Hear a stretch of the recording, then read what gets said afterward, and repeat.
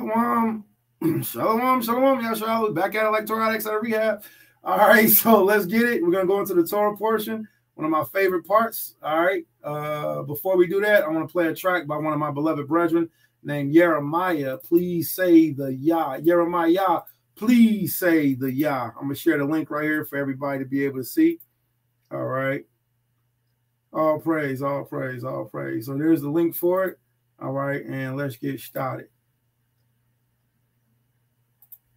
Genesis chapter 9 and verse 26. And he said, Blessed be the Lord God of Shem, and Canaan shall be his servant. So you see, this is why y'all went into slavery, because y'all were Canaanites. What are you saying, Canaanite? Are you serious, brother? According to prophecy. Are you serious? Y'all went to curse. So we supposed to be the Canaanites now? Yes. Are you? Man, you must be out of your own mind, man. This whole thing can be solved very easily. Isaiah chapter 11, verse 13. Check it. The envy also of Ephraim shall depart, and the adversaries of Judah shall be cut off. Ephraim shall not envy Judah, and Judah shall not vex Ephraim. So the whole thing is, if y'all have nobody on the opposite side of this argument, this clearly means that you two are the nation. Thank you. All right, my God.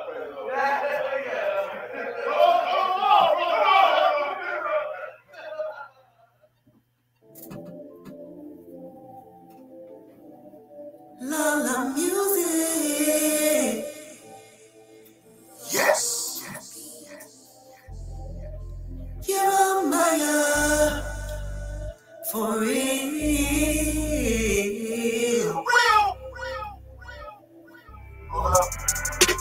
When we all together, what a sight for sore eyes. There'll be nothing better when we're unified. When we all together, what a glorious time. We gon' reign forever with Yahshua. When we all together, yeah. These are wishes of the king. You know, These are wishes of the king. yeah.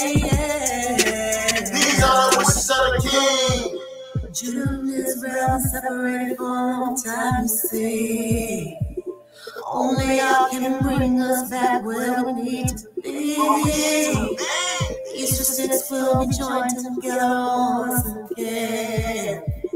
He's the only one that can remove this division. We receiving correction, but we ain't changing our direction. And the road that we on, we gon' sabotage the election. We been sick with infection, wanna show my people affection. Whether you Israel or Judah, grab the faith and get full up. Scattered to the four corners, but we working to pull up. No more envy in Judah, no more vexing our Ephraim. Even if you're light skinned, it's the blood that we keeping. We reject Willie Lynch, apologize for offense. We the sourced up clique, let me prove my descent. Yeah, these curses is on me, not the only one lonely. Isolated from the phonies, I'm in love with the law.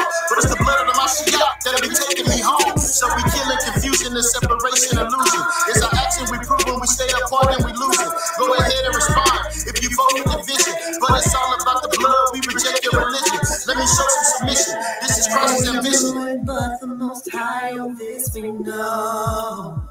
It's been a long time, but the chosen is coming home. Yeah, we coming home. Your King will rule the nations in the Holy Land. Judah and Israel will be back together again. So we no longer faking, we're splashing beef with Jamaicans. If we ever go make it, we have to join with the Haitians. Making peace with the Cubans, we know their brother is Ruben. No, the haters is looking, but they just cause confusion. Talking about those, talking about those that are descended from black. Now we're ranging in color, yeah, we in Africa too. When they say the four corners, we include you too. What about Europe and India? We be together soon. All together, what a sight for sore eyes. There'll be nothing better when we're unified. When we all together, what a glorious time. We gon' reign forever with Yahshua. When we all together, You know we belong together. Yeah, yeah, yeah.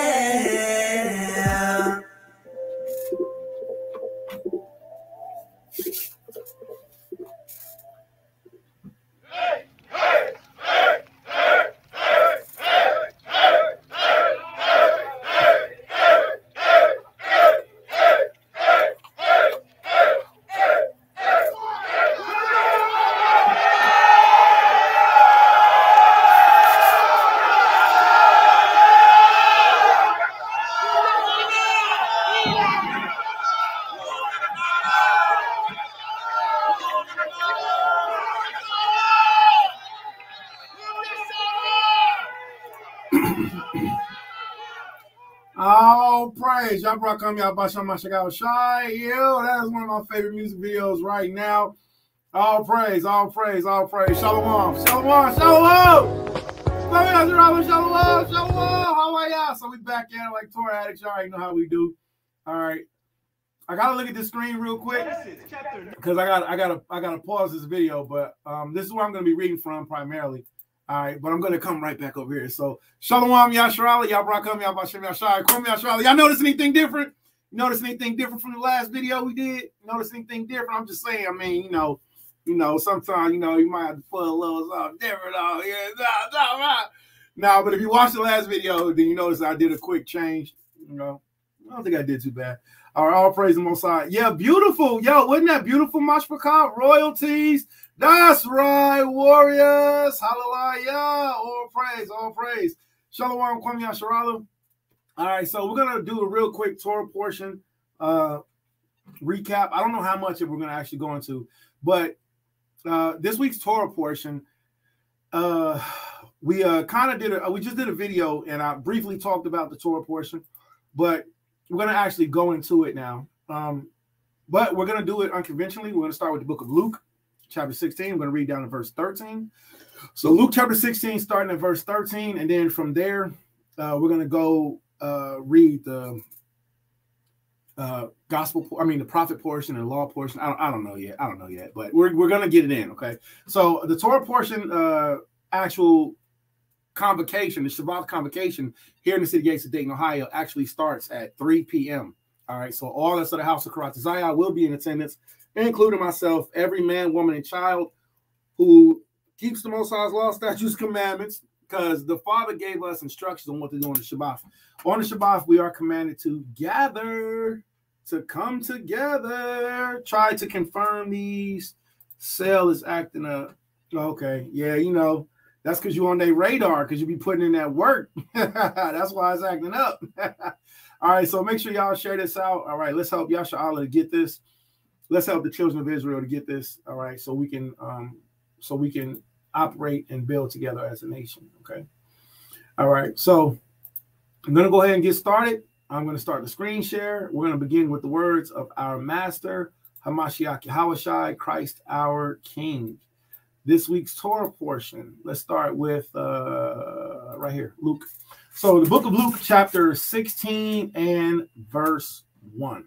Luke chapter 16, verse 1. All right, I pray that this is good, that everybody can see that.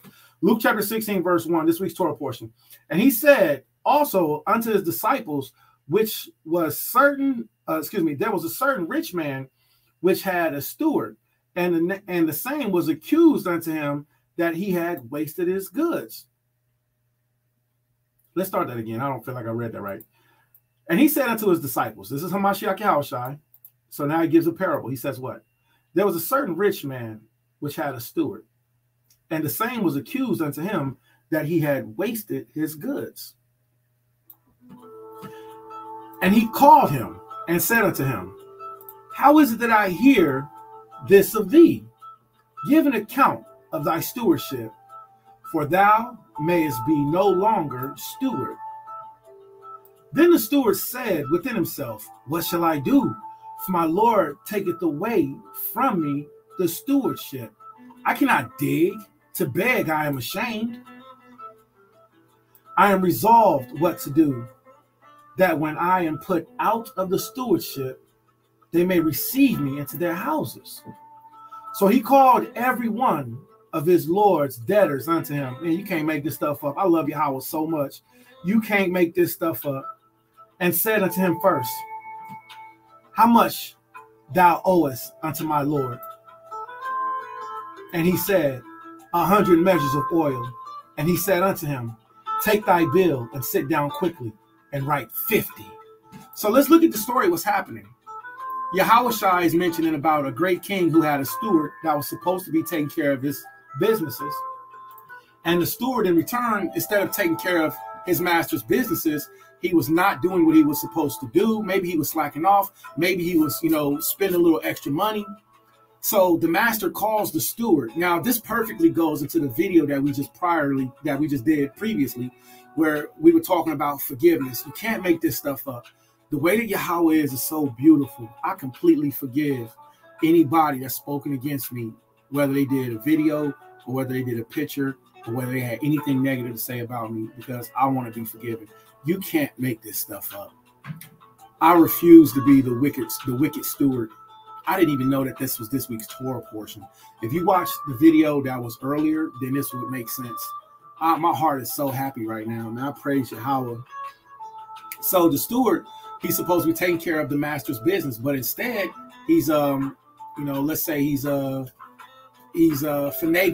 he's wiggling, he's doing what he's not supposed to do. So now the steward's in a jam because the master done called him, and the master says, listen, man, hey, Shabbat Shalom, Ace. All praise. The water for teaching me what Rachab Ak means. All right. Yo, Ace Judah, I don't know if he was on the last video, but what we're reading right now, which is the Torah portion, perfectly goes into what we were just talking about, man. It's crazy. So what do we see, Ace? We see that the steward, now he's in a bind because he's got to give record. He's got to give account of everything of what he's been doing. So he goes to the people who owes his master shekels, and he cuts their debits in half. It's like, he's like, how much you owe my Lord? Oh, you owe him 100? Okay, write down 50. Write down 50. So he's looking out for him, right?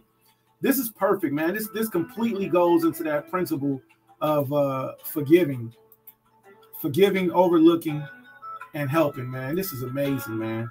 So Luke chapter 16, verse 6. And he said, 100 shekels of oil, 100 measures of oil. And he said unto him, take thy bill, sit down quickly, and write 50. Then he said to another, how much owest thou? And he said, 100 measures of wheat. And he said unto him, take thy bill and write 80. So instead of 100, he said, write down 80. Verse 8. And the Lord commended the unjust steward because he had done wisely. For the children of this world for the children of this world are in their generation wiser than the children of light. And I say unto you, make to yourselves friends of the mammon of unrighteousness, that when ye fail, they may receive you into everlasting habitations. He that is faithful, this is so beautiful. He that is faithful in that which is least is faithful also in much. And he that is unjust in the least is also unjust in much. If therefore ye have not been faithful in the righteousness of mammon, who will commend to your trust the true riches? Verse 12. And if ye have not been faithful in that which is another man's, who shall give you that which is your own? Verse 13. No servant can serve two masters, for either he will hate the one and love the other, or else he will hold to the one and despise the other. Ye cannot serve Elohim and Mammon. This is an excellent, beautiful teaching that the master teaches us. I mean, in the process of all of our learning the Torah, the prophets, the history doctrines, we got to absolutely take some time. We got to absolutely take some time and learn about what did the master say. My apologies, Isaiah. That reply was to Sister Judith. I shared the live who sent me a request. Oh, okay. All praise. All praise. Okay. Well, Tawada for sharing that. All praise. Hallelujah. So we have to take time and restudy what the master said, always taking time to study what the master said. And this is why I wanted to start the Torah portion reading off with the book of Luke first. And the reason being is because sometimes we get to go through all the law, all the prophets, and then we miss to see what did the master say pertaining to the Torah portion. Hold that thought. Revelations chapter 22, KJV, Blue Letter Bible. Now, I personally am not a person who likes to have a lot of responsibility. And the reason being is because I don't want to let anybody down. I don't want to let the Most High down. I don't want to let the Most High down. I don't want to let my neighbors down. I don't want to let my friends and families down. So I don't like having a lot of responsibility. So that puts me in a comfortable place. But it still turns out we have to do with whatever the Most High gave us. So if he gave you a lot of responsibility, you got to be responsible over all of that wealth, all of those souls, all of the activities that the Most High is giving you. If he's giving you just a little bit of responsibility, you got to be responsible with just a little bit that he's giving you, all right? Whether it be a lot of souls or whether it be a few souls, our activities should be guided towards fearing Yahweh and being obedient to him first so that we can receive our reward, which is in him. Or we will receive our judgment, which also will come from him. This is the book of Revelations, chapter 22, verse 11. It reads, "He that is unjust, let him be unjust still. And he which is filthy, let him be filthy still. And he that is righteous, let him be righteous still. And he that is holy, let him be holy still." So if you're an unjust person, the master say, keep being unjust. If you're filthy and you believe in having sex on the Sabbath, keep having sex on the Sabbath.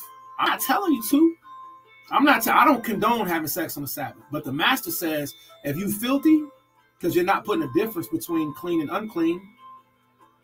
If you're filthy, the master says, be filthy still. And he that is righteous, let him be righteous still. And he that is holy, let him be holy still. Listen, this is a threat. And behold, I come quickly, and my reward is with me, to give every man according as his work shall be. This is a threat from the Most High, from the Creator. And believe, when he says he's going to do something, he does it. So if he says, keep being bad if you want to, keep being good if you want to, because everything that the master has given us, we're going to have to give an account for. If you are an Israelite and you're at the sound of my voice, or even if you're a Gentile and you're at the sound of my voice, and let me say this, I welcome the Gentiles. I've been welcoming the Gentiles for many years. I have no problem with Gentiles coming to learn the word of Yahweh Basham, Hamashiach Yahushua, with us, studying with us, whether you're a European, or Edomite, whether you're Edomite, whether you're a Hamite, whether you're Ishmaelite, we welcome you in so that you can come and learn the law, statutes, and commandments. I'm not one of the ones that street teach and tell you that the kingdom is not for you. The kingdom is for Israel, and all men will be able to live in peace. Whoever survives will be able to live in peace under righteous rulership of Yahweh, Yahushua, under the apostles that were under Christ, which will sit and judge the 12 tribes, which the 12 tribes will be the governors of the new world to come. And then the Gentiles will live in peace up under a righteous government finally. So if you have the sound of my voice and you know that the Most High is giving you understanding, he's giving you responsibility, whether it be a lot of wealth or if it be a little bit of wealth, be diligent in what he's giving you. The master threatens us and tells us, if you're being unholy, keep being unholy, because you're going to get your just reward. If you're being set apart and righteous, keep being set apart and righteous. You're going to get your just reward. No sex on the Sabbath. The Sabbath day is the seventh day of the week. I do not promote, teach, or endorse the Lunar Sabbath. The wait till it's new moon and then count 7 days after that. That is ridiculous. The Bible condemns that teaching. was a man named Jonathan David Brown who started teaching that teaching, and Israelites did not practice that custom or that tradition. We've always done day 1 through day 7. So remember the Sabbath day, the 7th day of the week, the day that the Romans invaded our home, which the Romans called that day Saturn's Day. They called that day Saturn's Day. And today in history and antiquities, the day of Saturn has always been documented as being the 7th day of the week, Saturday. All right, so don't get caught up in all of these strange doctrines. Keep the 7th day holy. Remember the gifts and the skills and abilities that the Most High gave you, and use those skills, gifts, and abilities to bless others. We're going to move to the next part of the Torah portion. The next part of the Torah portion we're going to read is going to be, let's go to, I'm going to read Antiquities. No, let's do 1 Kings. Let's do the next part of the Torah portion, which is going to be 1 Kings, all right? 1 Kings is the prophet portion, okay? So the prophet portion, we're going to start at the book of Isaiah, chapter 7 and verse 51, and then we're going to read through Isaiah chapter 8. Isaiah chapter 7 and verse 51. So was ended all the work that King Solomon made for the house of Yahweh. And Solomon brought in the things which David his father had dedicated, even the silver and the gold and the vessels that he put among the treasures of the house of Yahweh. Kalashara, the bar Yahweh, Na'isha, Wanashemai. All that Yahweh has said will we do and hear. So the beginning of this week's prophet portion is very short, starting at 1 Kings chapter 7, the very last verse.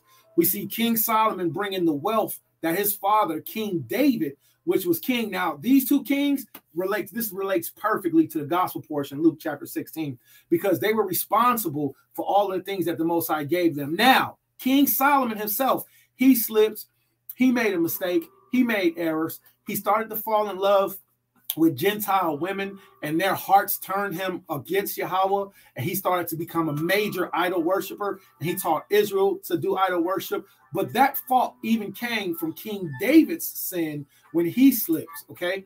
So that doesn't mean that they weren't set apart, righteous, or holy men for the Most High, nor does that mean that they weren't responsible with the gifts that the Father had given them. So we want to be held accountable for the things that the Father does for us, that the Father gives us. I heard 10,000 is worth 10 million in the motherland. You are right. I realized the 7th day after new moon is real off. It's real off, Queen. I'm not Queen. It's real off, beloved. So let me say this. And I was making that statement just for, whoever needed to hear it. And here's a very easy way to prove that teaching is so far off. It will keep us off of every holy day.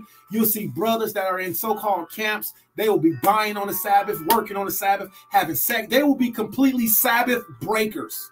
And those who teach that doctrine, they teach others to be Sabbath breakers, okay? They teach us to break the 7th day of the week that the Most High designated. And you'll see them and they'll be buying, selling, working. When they'll say something like, that ain't my Sabbath. Or now my Sabbath is Thursday. My Sabbath falls on. Now, here's the easiest way to disprove the Lunar Sabbath doctrine. Learn the story of Jonathan and David. Christ himself said that King David ate the showbread on the Sabbath day. When you read the story of Jonathan and David, and I'll break it down really easy, and you may already know this, but maybe somebody else needs to hear it.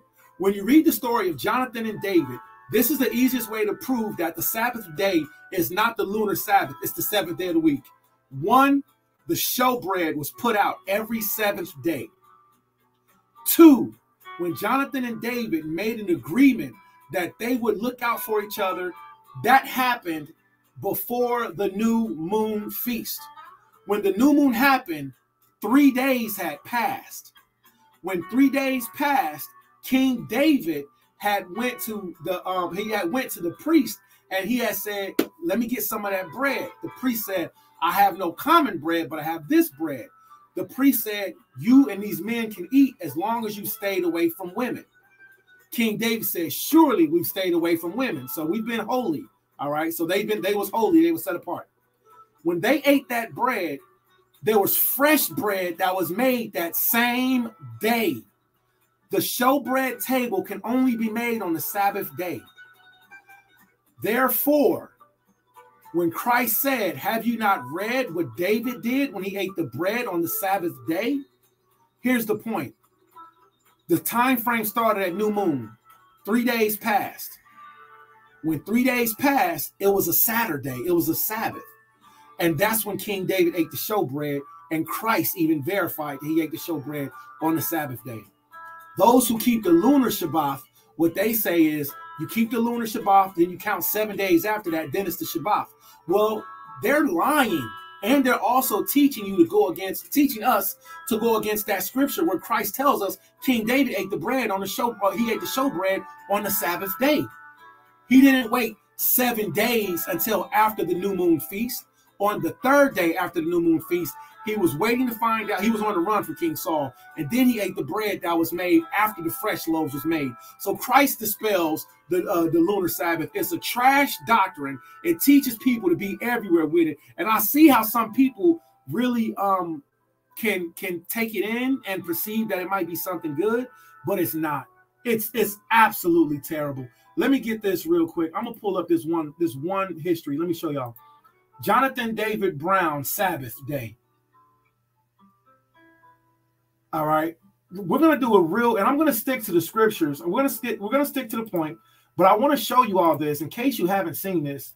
This is one of the fathers of the Sabbath day lunar Sabbath teaching. His name is Jonathan David Brown. Jonathan David Brown, he called himself the Nazarite. He was a Ku Klux Klan member. All right, look at this. Brown served federal prison time as an accessory after the fact for helping a member of the Tennessee Ku Klux Klan, White Knights of Ku Klux Klan, evade authorities. All right. So he made contemporary Christian music. Look at this. Recording history. This is his stuff. Seth. All right. Hold on. Let me scroll back up for a second. I might have been talking too fast. Let me slow down. All right. Here, let me zoom the screen out.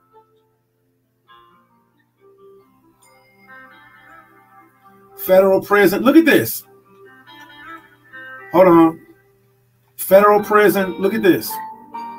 Lunar Sabbath. Brown published the book Keeping Yahweh's Appointed Feast in 1998, which explained the practice of counting Sabbath from new moon day rather than using the modern 7th day of the week, lunar Sabbath. The lunar Sabbath movement has grown among the Armstrong Worldwide Church of God. That's the Ku Klux Klan church, 7-day Adventists, and the Christian Identity Movement. That's another Ku Klux Klan church. So this is a Klan. This whole principle of keeping the lunar Shabbat is utter trash. It doesn't matter who comes with it. It doesn't matter who talks about it. It doesn't matter who tries to bring it forward. The Bible dispels the 7th day of the week and the lunar Shabbat doctrine being one and the same. It dispels the practice, okay, of counting 7 days after new moon, okay? Here's the book, Keeping Yahweh's Appointments, okay? Here's the man who did it, all right? He was a white knight, a Ku Klux Klan member. I'm going to take this information. His name, Jonathan David Brown. Y'all can look it up for yourselves, okay? Here's the link. Read all about this man and find out the truth about where that whack doctrine came from. As one of the elders brought out, GMS started teaching that doctrine, and then after GMS started teaching it, lesser schools that came after GMS started teaching that doctrine, also opposed to keeping the 7th day of the week. All right. So it's not the first day of Bib Day, Rechab Ak. It's the first day of the month. It's the first day of the month, not the first day of the week. Ak. So it's the first day of the month, but it's not the first day of the week. Okay. So the first day of the month and the first day of the week aren't the same, beloved. All right. So just Just, think about that. If you got something else, bring it back to me. If we need to have a disagreement, I respectfully will have a disagreement. So yes, the Abib is the first day, but it's not the first day of the month. So Abib, when the barley happens, when the Abuab happens, that can happen on any day of the week. But so it's the first day of the month. All right. So let's get back to this. All right. Comments. All right. But it's not the Gregorian calendar under the Roman KKK teaching. Okay, so that's an excellent point. So watch this. The Gregorian calendar never changed the Sabbath day. It never changed the pattern of day 1, 2, 3, 4, 5, 6, 7. All right, so the Gregorian calendar added like an 11-day time span or something like that, but it never changed the order of the days of the week. Therefore, problem solved. All right, so I can help so much with that information, and there's other brothers that can help with that information. All right, so please leave your comments. Let's communicate. Let's talk about it, but let's not go too far off because y'all know me. I'll go into the subject and we'll start talking about it, and we got to do the Torah portion. So please comment. Let's talk about it. Let's build on it. I don't teach the Lunar Sabbath because of the origin of where it came from, and I also will share some amazing. The Bible completely breaks down how the new moon, how the Shabbat was not based off, and I'm telling y'all the story of Jonathan and David alone. All right, but don't get me riled up, please, because if so, I won't finish the Torah portion teaching. All right, and let's stick to this. All right, so I see the comments. I will bring them up. I will talk about it. All right, offline count. Offline. Online, offline. Amen. All praise. I love you. I receive you. I see you. I love you. I receive you. I see you. I receive you. Okay. So even if you don't agree with it, or if you do agree with it, it's okay for right now. What I do want to tell you though is it's a priority for us to actually hone in and focus. Should it be the seventh day or should it be the lunar? It has to be one or the other. Both of them can't be. I'm going to tell you it is the seventh day. It is not the lunar. All right. Not even the Babylonians did. The Babylonians didn't even do the seventh day of the week Shabbat, nor did they do the lunar Shabbat. All right. I'll have to touch back up on that information, but the proof is all there. The point is, it's a covenant between us and Yahweh forever. So we have to make a solid ground stance. Either we've actively been breaking the Shabbat and we can see an increase in our life by adjusting it, or we are just, we've been right and everybody else been wrong. I don't know, whatever. All right. Let's get back to the Torah portion. Okay, so we're going to go to 1 Kings. 1 Kings chapter 8. Now remember, we're looking at the tabernacle being built that was built by King Solomon. So we're going backwards. We're going from the Messiah speaking to the actual temple King Solomon built. Then we're going to go to the tabernacle that Moses built, because King David didn't get a chance to because his hands was full of blood, so he couldn't do it. All right. He was a war king. But Masha built the tabernacle first, then King David built the temple. And we're going to also read from one of our good friends, Flavius Josephus, okay? We're going to read from Flavius Josephus. Here's the website that we're going to be reading from. It's called Antiquities of the Jews. And this website is called Penelope, okay? I'm going to copy the link, because as you all know, I like to share information, okay? The water Yahweh to you, man. I love you, King. I love you. I love you, Rechabat. All right. So here's the link if anybody needs it, okay? All right, there's the link right there. So it's in here in the comment board so you can be able to see it. All right, I'm going to leave up the Torah portion. So let's get to it. So when we do Flavius Josephus, we're going to scroll all the way down to we're in book 3. We're going to go down to chapter 6. We're going to so at chapter 6 it says, concerning the tabernacle which Masha built in the wilderness for the honor of the Most High, and which seemed to be a temple. Okay, so we're going to start in chapter 5 at the very bottom of chapter 5. Then we're going to segue into chapter 6. Okay, so that's how that's going to go. All right, but first, let's get started with Kings. So this is King Solomon's temple. 1 Kings chapter 8, verse 1, and it reads, and when Solomon assembled the elders of Yahshua and all the heads of the tribes, the chief of the fathers of the children of Israel, unto King Solomon in Jerusalem, that they might bring up the ark of the covenant of Yahweh out of the city of David, which is Zion. And all the men of Yahshua assembled themselves unto King Solomon at the feast in the month Ethanim. Now, does anybody know which feast this was? Pop quiz. Does anybody know at the feast in the month Ethanim, which is the 7th month? So here go a blessing. Look, we found out the name of the 7th month. It's Ethanim, okay? So we might not know all the names of the months. And here, this is something else. We have to learn time frames. All right, so this month Ethanim, I'm gonna go to the tools real quick. So what month is this that the temple was dedicated in? Okay, let's see what the month Ethanim is in the 7th month. What's the name of it? All right. Ayatanayim. All right, Ayatanayim is the name of this month. Ayatanayim. All right. Oh, it means enduring. Yeah, you gotta endure on the 7th month. Ayatanayim, man, we gotta endure. We got a lot of holy days in that month, man. All right, the 7th month. So the month of Ayatanayim is the month that's called the enduring month. Isn't that beautiful? All right, I love studying with you all. All right, I learned so much when I studied with my family. All right.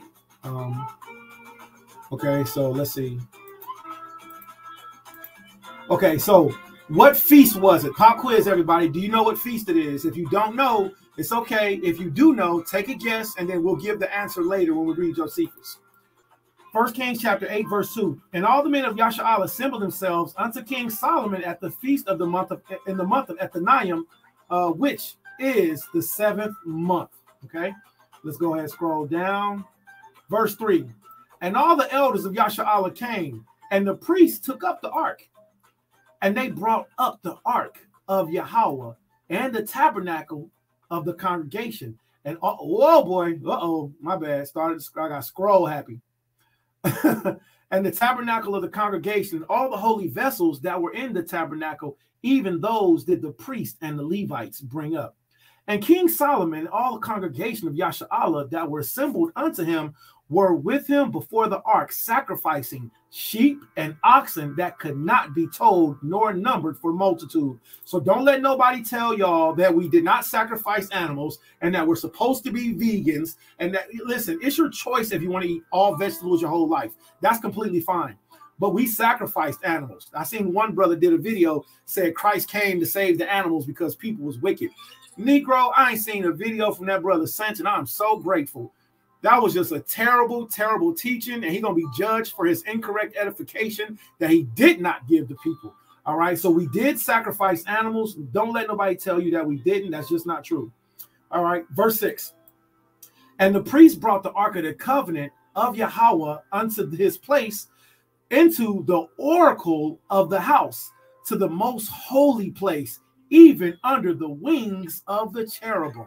Isn't that interesting? Because as far as we know, now check this out. As far as we know, when the Ark of the Covenant was built, the Ark of the Covenant has cherubim on it that has wings facing each other. But when we look at King Solomon's temple, it says that the Ark of the Covenant was brought to the most holy place, even under the wings of the cherubims. Isn't that interesting? That means that the structure of the Holy of Holies had something in it. Okay. I don't want to spoil it, but we're going to read it, Flavius Josephus. You really have to use your inner eye, your imagination. All right. You really have to use your imagination when you're reading this about the tabernacle. And then we got to see the glory of what's still for us. We have to see the glory of what's still for us. We are spiritually and physically wealthy. Look at this. For the cherubim spread forth their two wings over the place of the ark, and the cherubims covered the ark and the staves thereof above.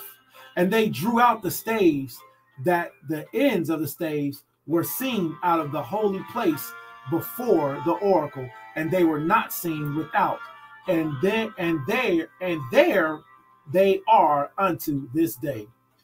There was nothing in the ark, there was nothing in the ark save the 2 tables of stone, which Masha put there at Horeb, when Yahweh made a covenant with the children of Yahshua, when they came out of the land of Matazadium.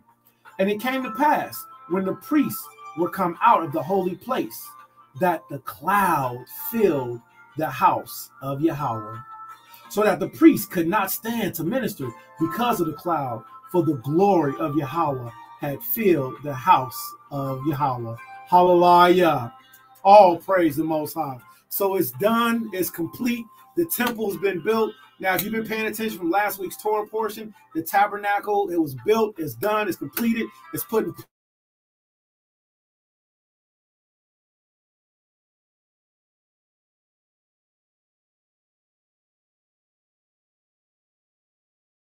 master king was dealing with our father Abraham. He's the one that was dealing with King Solomon. He's the one that was dealing with us when he came, and he was the one that was dealing with Joshua. When Joshua was our ruler, when Joshua was our king, when he was our priest, Joshua the Ephraimite, when he came and died in the flesh, that's not the first time he was there. Yahushua has always been here with us. You just got to know how to read the scriptures. You have to know his titles. You also have to know the difference in the terminologies of what he's called in the Old Testament. There's a very great book called Sacred Text, Aleph Tav, Sacred Text. Let me see if I can find it real quick. Let me see.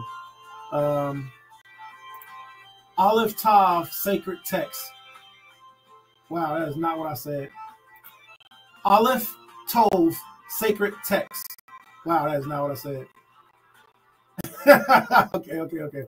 I'm going to have to spell it out. Okay.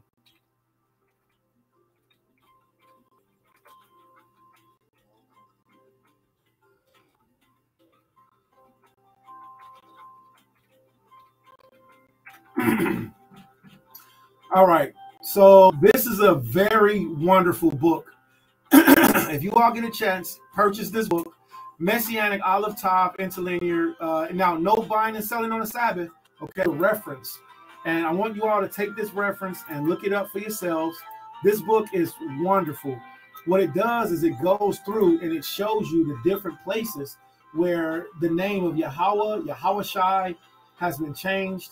It shows you the different terminologies that's used. Okay, there's a second edition of this book that you can also get. Okay, I have a large copy because I like books with big words in it. I like books with big words in it, right? All right, so that's a very good book to get. If you get a chance, please check it out. It's very helpful, and it shows you the different places where it doesn't say Yahweh everywhere. It doesn't say capital L-O-R-D, capital L, lowercase O-R-D everywhere in the Bible. Some places says Af. You know, Af means Aleph Tav, which means the first character, last character Hebrew, which shows you this Yahushai, because in Revelation 22, he said what? What did he say in Revelation chapter 22?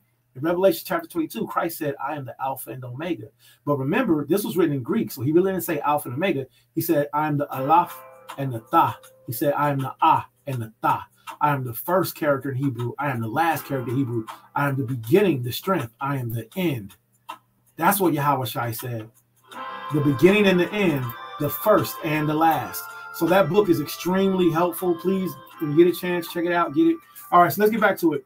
Then spake Shalomah. So now King Solomon, the temple's been dedicated, and King Solomon is about to address the Alahaya, and he's about to address us as a people. Then spake Shalomah, Yahweh said that he would dwell in the thick darkness. I have surely built thee an house to dwell in, and settled place for thee to abide in forever. And the king turned his face about and blessed all the congregation of Yahshua, and all the congregation of Yahshua stood. And he said, Blessed be Yahweh Elohai of Yahshua, which spake with his mouth unto David my father, and hath with his hand fulfilled it, saying, Since the day that I brought forth my people out of Matazadium, I have chosen no city, but out of all the tribes of Yahshua to build an house, that my name might be therein. But I chose the Wad to be over my people, Yahshua. And it was in the heart of the Wad, my father, to build a house for the name of Yahweh Elohim of Yahshua. So it was in the heart of King David, but King David couldn't do it. Why? Because he had blood on his hands. King David had committed murder. King David had killed. King David had committed adultery. So King David wasn't qualified by the Father's standard to be able to build the temple. But King David knew his son would do it. So King David stored up riches and wealth and treasures and silver and gold, and he was a great steward of much and passed it on to his son, King Solomon, which was a great steward of much. This should be, especially when we look at the book of Luke chapter 16, when we look at the book of Luke chapter 16, we should remember this. We are stewards of what Yahweh has said, has given unto us. We will be held accountable for the gifts, the treasures that the Father has given us. And he said unto his disciples, there was a certain rich man which had a steward, and the same was accused unto him that he had wasted his goods. And he called him and said unto him, how is it that I hear this of thee? Give an account of thy stewardship. See that? So we're going to be called forward before the king, and we're going to have to give account of our stewardship, that thou mayest be no longer steward. Look at this. Then the steward said unto himself, what shall I do? So the time will come, just like King David, just like King Solomon. They were given much, and in the much that they were given, they were held accountable for, and they also were good stewards. So we're reading King Solomon's account. Let's get back to it. 1 Kings chapter 8, verse 18. And Yahweh said unto Dawid, my father, whereas it was in thine hearts. And Yahweh said unto Dawid, my father, whereas it was in thy heart to build a house unto my name, thou didst well that it was in thine heart. Nevertheless, thou shalt not build the house, but thy son shall come forth out of thy loins. He shall build the house unto my name. And Yahweh hath performed his word that he spake, and I am risen up in the room of Dawid my father, and sit on the throne of Yahshua as Yahweh promised, and have built a house for the name of Yahweh Elohim of Yahshua. And I have set there a place for the ark, wherein is the covenant of Yahweh, which he made with our fathers when he brought them out of the land of Matazadium. This is the completion of the reading of the Torah portion that the prophets had given us to remember King Solomon's account of the tabernacle. This week's Torah portion, we're seeing the temple, we're seeing the tabernacle, we're seeing accountability and responsibility. What we're going to do next, because when we go to our class today, our Shabbat class, we'll be reading the Torah portion. What I'm going to do next, what we're going to do as a family and as a community, we're going to read the account of Flavius Josephus and what Flavius Josephus presented. Shalom, Mashpaka, Yabarakaya, Bashalom, Mashiach Yahushua. One word salute to you. Love you, King. You're a faithful soldier of the Most High. All right, love you very much. All right, we see Day of Atonement. That's what you say? You say Day of Atonement? That's what you say? You say Day of Atonement? Okay, we see Day of Atonement up in here. Okay, Shalom, Banath, Yahweh Shemar Latah. I was very happy and proud of you. Anyahab Lakah. Okay, so we see Day of Atonement. All right, that's the question. Okay, but that's the answer. Hey, Shabbat Shalom, Shalom, Amayana. All right, Amayan. Okay, Shabbat Shalom, Hallelujah, Hallelujah. Excellent, excellent, excellent. All right, so let's get back to the Torah portion reading. Now, what I did was I shared the link for Flavius Josephus. Flavius Josephus, Antiquities of the Jews. Okay. Oh, man, I just realized this isn't sharing on my Facebook. Wow, that's interesting. Why is it not sharing on my Facebook? Let me see. We're having trouble streaming this to your Facebook. Maybe a user issue. Oh, man, that sucks. All right. All right, so let's do this. All right, 4-2. Let's get it. Okay, so what we're gonna do is I'm gonna start a Facebook Live.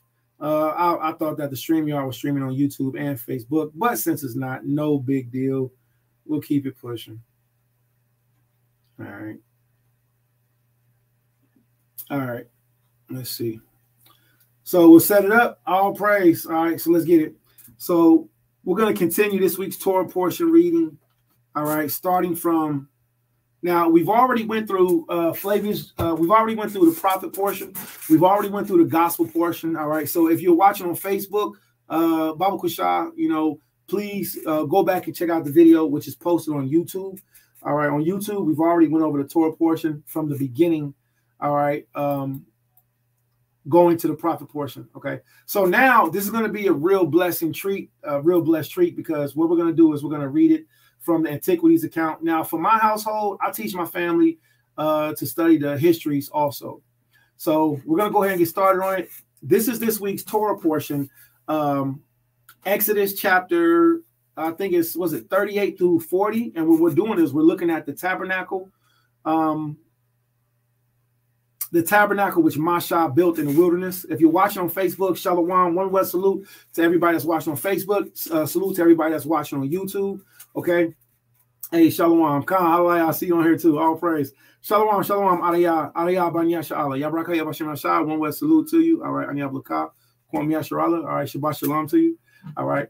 So this is an Antiquities of Jews. Now, if you're watching on Facebook and you want to actually read it with us, then switch over to the YouTube, and the YouTube, we're reading from the screen, and everybody that's watching on YouTube will be able to see it. All right. So I'm going to copy the link again and share. All right. So, and this is to help us get a better understanding. Now, the link is in here. All right. So we just posted the link. If anybody want to not only see it for themselves, but if anybody would like to read along. Okay. So there's the link. Okay, here it is right here. So it's posted, but you have to go to the board to click on it. All right, if you want to get it for yourselves. So I encourage everybody to have a Flavius Josephus. All right, have a Flavius Josephus, Antiquities of the Jews. Josephus goes into things wonderfully for us. He teaches us about different sects of Israelites. There's nothing new under the sun. All right. There's nothing new under the sun. So I'll just say that. So let's get to it. All right, so we're in the book of Flavius Josephus, Antiquities of the Jews. Let me see. Everybody should be watching on screen share on YouTube. Okay, there we go. We're good. All right. So here it goes, and it reads. And if you're watching, make sure you comment, help each other, talk to each other, share this about so Yahshua can hear this. Okay, our official class starts here at 3 p.m. So I believe we'll get through this in enough time and still be able to keep our class that we'll be doing with everybody else. All right. All right. Man, what grown man problems drinking with a grown. I don't trim nothing. The Most High gave me a perfect face. He gave me a perfect beard, a perfect mustache. I don't trim nothing. This is all Allahaya given, no edge up, nothing. My face is perfect. I ain't gonna stunt though. I'll be having grown man problems sometimes when I be drinking. I'll be all in my beard. But that's right. When you a real lion, man, you be having grown man problems. Bayaf Sapar, Shalom, Bayaf Sapar, Shalom. So we're about to read. All right. All right. That's grown man problem. I'll be looking at dudes, man. And look, I'm not coming against you.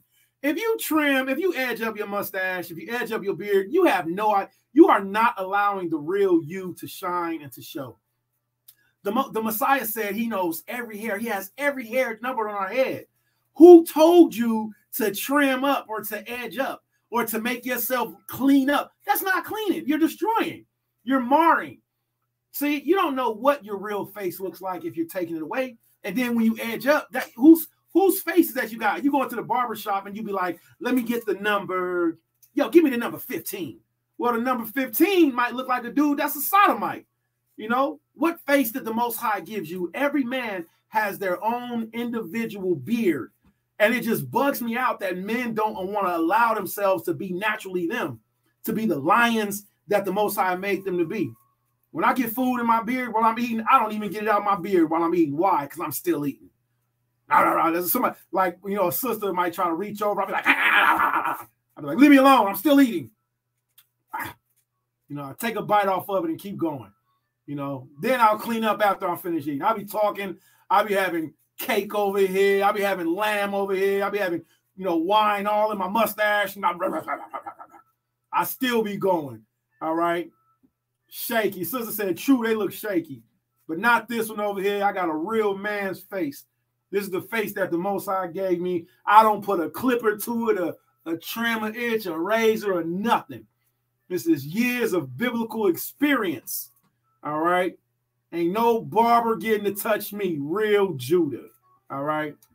Not unless I'm mourning. Now, I have had times where I was mourning or I repented or Yahweh healed me. And I was like, ooh, thank you, Father. Took off my whole beard and I put it in the fire and I burnt it and was like, thank you, Father. Thank you, Father. And then I put a mask on my face and my family didn't see me again until my beard grew back. All right. All right, so let's get to it. If you're watching on Facebook, we're going to switch over to YouTube, or you can watch on Facebook, and we're going to read Antiquities of the Jews, Flavius Josephus, and Thawada to Akwath Amath, Ashaya Washalamoth, because I hit her up on the 6th day of the week. I was like, yo, Amath, what's the Torah portion from Josephus's account dealing with the tabernacle? Now, could I have found it? Absolutely. I'm the one who taught her how to do it because that's how husbands are supposed to do. Husband, you never know when you're going to need your rib, your daughters, your sisters, your friends. You never know when you're going to need them. So teach them how to be scholars. Teach them how to find stuff, right? So salute to Amath, Ashaya Washalamoth from the tribe of Benjamin, because I hit her up. I was like, yo, what? Show me the Torah portion. Flavius Josephus, the tabernacle. And for her to be able to dig and to go into the book and find it and send it to me, that was some real work.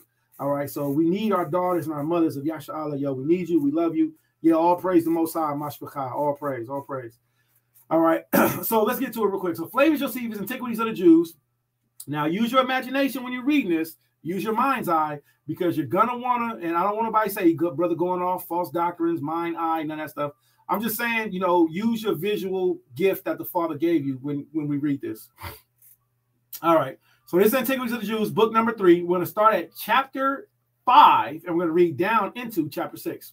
If you're watching on Facebook, you won't be able to see it. You'll be able to hear it. Or you can switch over to YouTube, and you'll be able to see the screen share, whichever you choose. All right. Let me do this real quick. All right. Everybody got the link? We ready? All right. Let's get it. All right. Flavius Josephus, Antiquities of the Jews, book number 3, chapter 5. As also that the tabernacle should be of such measures and construction as he had shown him, and that you are to fall to the work and persecute. I'm having trouble with that word. I want to say persecute, but that's not what it is. Prosecute it diligently. Let me look up this word, because I smooth just started. I ain't even finished the first line. I was like, yo, what word is that? But I'm also not ashamed to study. I'm not ashamed to study. If I don't know something, I'll be like, yo, what's that? Prosecute. Who? Prosecute. Prosecute. Oh, it's prosecute. That O was throwing me off. I was like, prosecute. I was like, what is prosecute? Okay, so what's the word prosecute mean?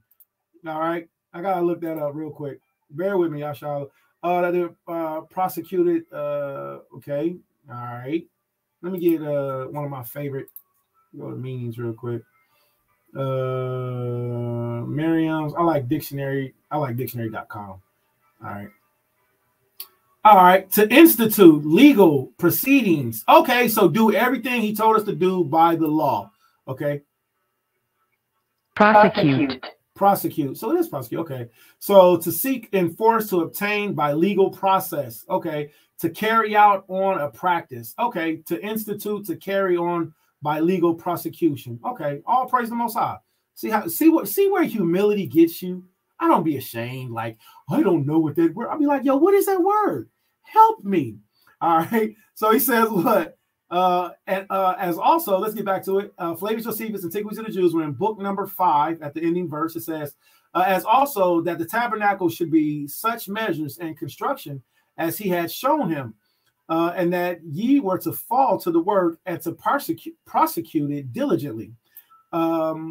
when he had said this, he showed them the 2 tables with 10 commandments engraven upon them, 5 upon each table, and the writing was by the hand of God. So if anybody ever says to you, show me a book that wasn't written by a man, boom, the tablets was not written by a man. It was written by the hand of God. Okay, let's get to it. So Flavius, Josephus, Antiquities of the Jews, book number 3, chapter 6, it says, concerning the tabernacle which Mashah built in the wilderness for the honor of Allahiyah, and which seemed to be a temple. Now, remember, when we just read 1 Kings chapter 7 and chapter 8, we just read where King Solomon had finished the temple. He didn't build it himself. King Solomon had much help with getting the temple done. And the wisdom that the Most High gave him absolutely was there. But we see in Wisdom of Solomon, 1 Kings chapter 7 and chapter 8, the temple was finally done. The temple was finally done, and it was now being consecrated, and the last piece was put in it, which is the battery of the tabernacle, which was the Ark of the Covenant. The Ark of the Covenant is the battery of the whole temple, all right? And then we see that temple was activated, all right? So let's read. Hereupon the Israelites rejoiced at what they had seen and heard of their conductor, and was not wanting in diligence according to their ability, for they brought silver and gold and brass of the best sorts, and of the best sorts of wood, and such as would not at all decay by putrefaction.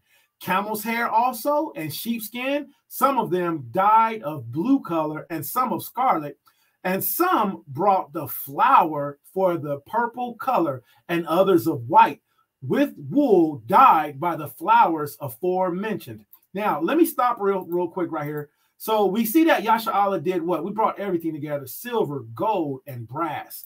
Now, I want to show y'all something that's really cool with this brass. And you might not know this. You might know it already. If you do, no big deal. All right, let's just learn a little bit more. So check out this. We all know about brass, right? But did you know that there's different types of brass? You may have known that. I know about brass. There's different types of brass. We got copper, we got penny, we got zinc. Okay, but did you know about a very special brass called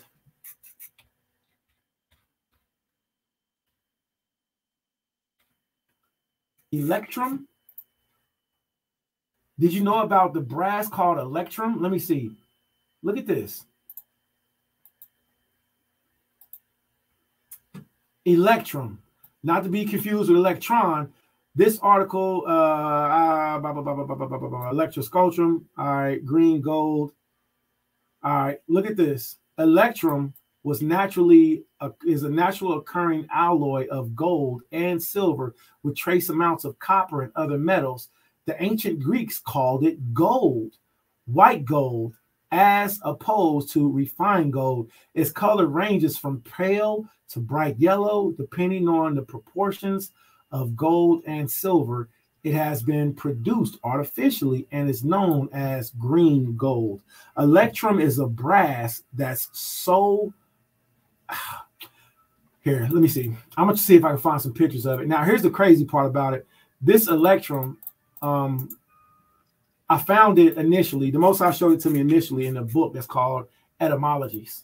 Okay, so in the book Etymologies, man, in the book Etymologies, it talks about Electrum and how Electrum shined, how Electrum is not like a regular gold. I think Flavius Josephus also talks about Electrum too. I think he does. I gotta look it up. All right. Ancient Electrum coins, the case of manufacture for alloys. So this was a brass that shined irregularly. All right. And it also had different colors to go through it. All right, which gives it its name, Electrum. So it's like having silver and gold mixed together and seeing different colors of the rainbow go through it. This is a beautiful copper. So we had this everywhere. So when it says brass and copper, it's not just like a regular brass or copper. It's the word Electrum. So I encourage you all to look up Electrum in Antiquities, look up Electrum in history. And that's going to go into how beautiful that the tabernacle actually was, okay?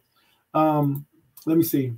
I'm going to try something real quick. Try not to waste too much time. I'm not waste time. Try not to use too much time, but all right.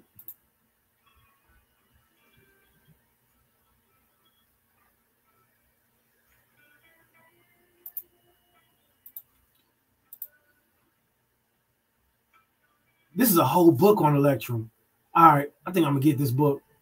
All right, that's gonna be time consuming, so I'm not gonna do that. All right, the keys of Electrum. All right, let's see. Nah. All right, I think I'll order that book later. All right, let's get back to Flavius Josephus. All right, so what do we got? We have brass and the best source of wood. So we see Yahshua bringing everything together. So this is beautiful. This is so beautiful to me because instead of us hating on each other and calling others haters, how do you do that? How do you hate on somebody and then call them a hater? Like you actively are in the act. You got caught in the act of so anywho, so this actually shows how Negroes, Cubans, the Puerto Ricans, Dominicans, Haitians. This shows how so-called Mexicans, the people from from the Isles, the Caribbeans. This shows how we work together as a nation. And when we work together as a nation, all right. Now I believe that the 12 tribes are scattered throughout the four corners of the earth, and that we're different shades of brown, from light brown to dark brown. Jacob's children, we got some cousins that's light skinned. That's my fine light skinned cousin. All right, that's my fine light skinned. Whatever, whatever. We have, that's my fine dark-skinned cousin too. I got some fine family members. I ain't gonna lie, I got some beautiful family members. So we can't stunt like we don't have different shades of attractive and, maybe not so attractive family members that are, range in different shades of brown. The point is this right here. When Negroes gather together and when we work together, we always produce something powerful. If we didn't listen to this stupid, wicked music that we listen to, which I don't listen to, I don't care if you call yourself an Israelite and you rapping. As soon as I hear you cussing, I turn it off. I turn it off and I never remember your song or your words because nothing that you say now has any validity to me because I'm not listening anymore. All right. And I got to remember that because sometimes when I be teaching, I might drop a bomb or two. Right. But the point is to say, whenever Yahshua came together and we worked together, we produce the most beautiful things. Well, this is when we produce a temple for our God, right? Now, we know that the creator, he's great. So he don't need a house built by man's hands, but he did honor it. He did come there and dwell therein. He did come there and give us instructions, and we were able to hear from him there. So he honored this temple that was built by us. So the point is, look at Rosewood, look at the city of Oklahoma that was bombed. Everywhere we come together, when we build stuff, we build beautiful things together as a nation. All right. And it's that time. It's high time for us to gather ourselves together again up under one banner. All right. Up under one flag, blue, purple, and scarlet, which you're going to read. You're going to hear about that. All right. So this is why the Mashara Yahshua, the government of Israel, this is why the government of Israel flag has these colors, because we don't represent no one camp, school, or congregation. We represent everybody in Israel, no matter what school, camp, congregation you go under, no matter what acronym you have, no matter what logo you have. The logo for Mashara Yahshua is the menorah. It simply says government of Israel with the three holy colors, and everybody's welcome to be a part of Mashara Yahshua, Torah believing, Messiah believing, non-messianic, because you had some Israelites that was non-messianic even in the ancient days, but we were still a part of the government of Israel. But remember, everybody's going to have to submit to the government of Israel. Everybody's going to have to submit to Christ one day.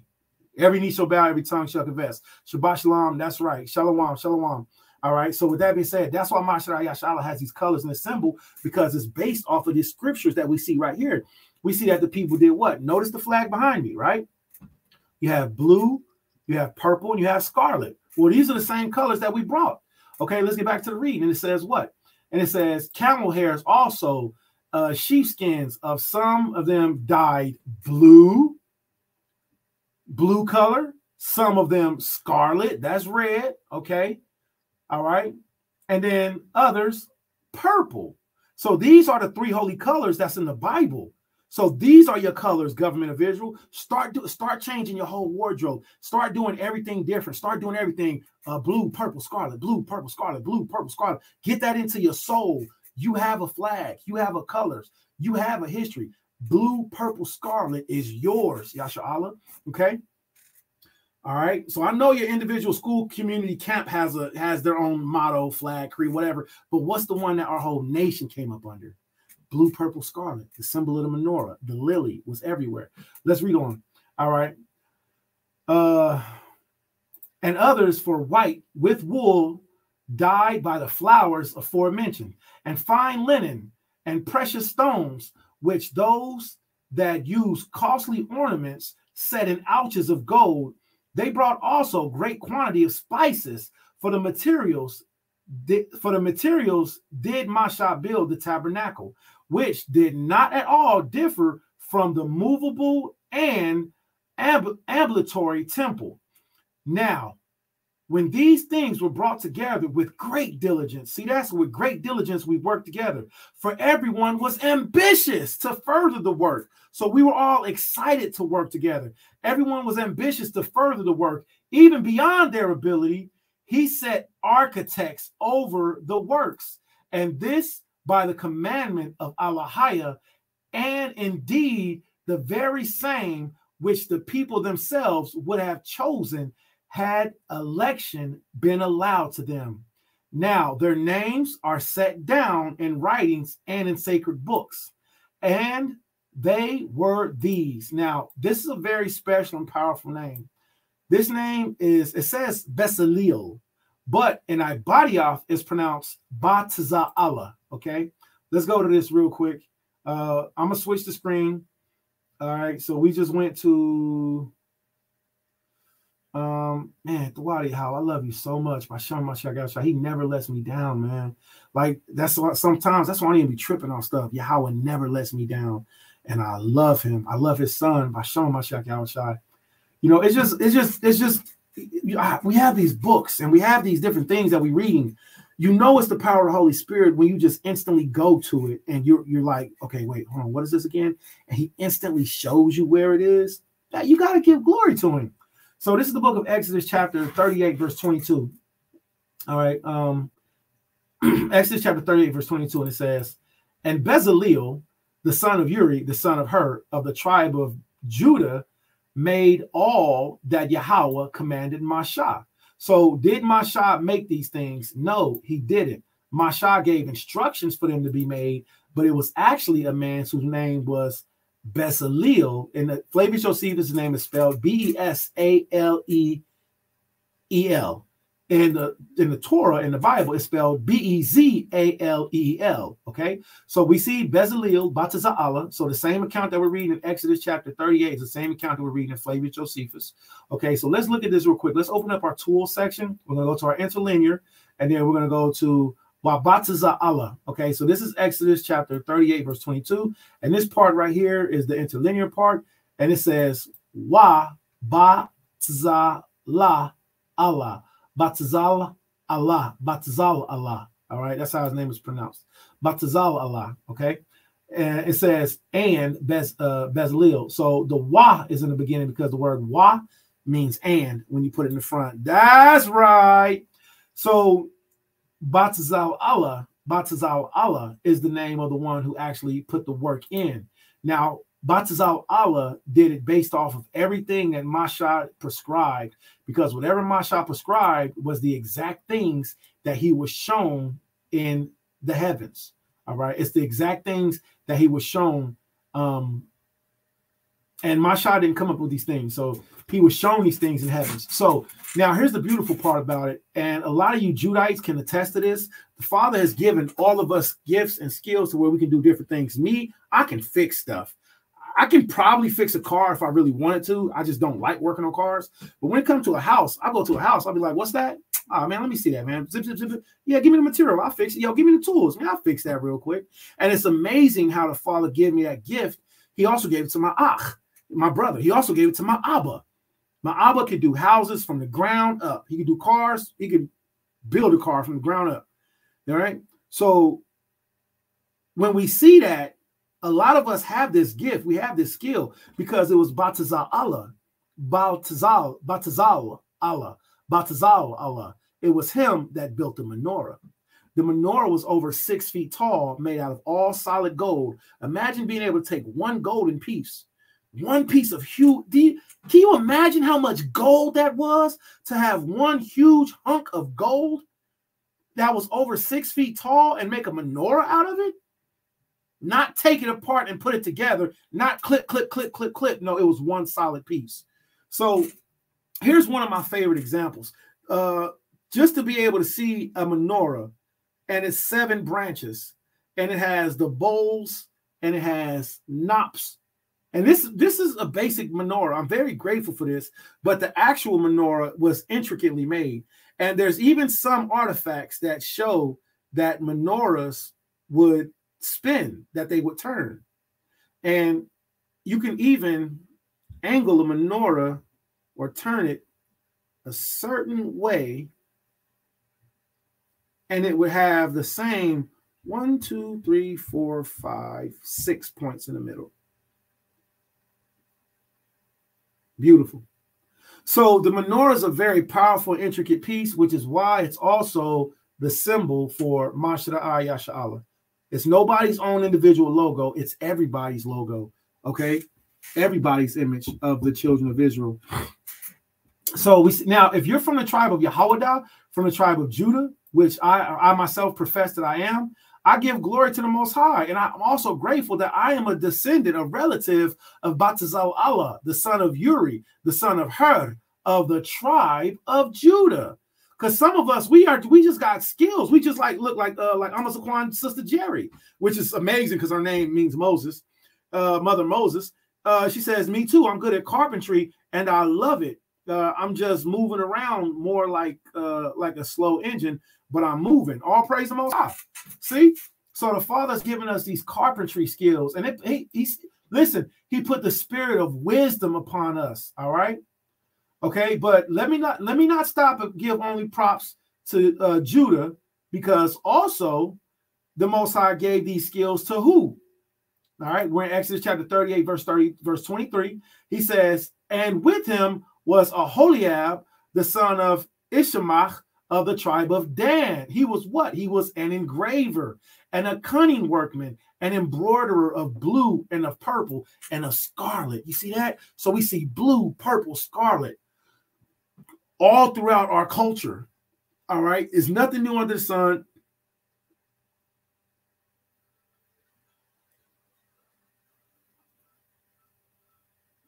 All right. So there's nothing new under the sun. The 3 holy colors have always been here for us. They've always been here, a part of us. And then even when we became worldly and we was in the world, you got 2 primary colors that Negroes was murdering themselves over. All right. You had blue, C1.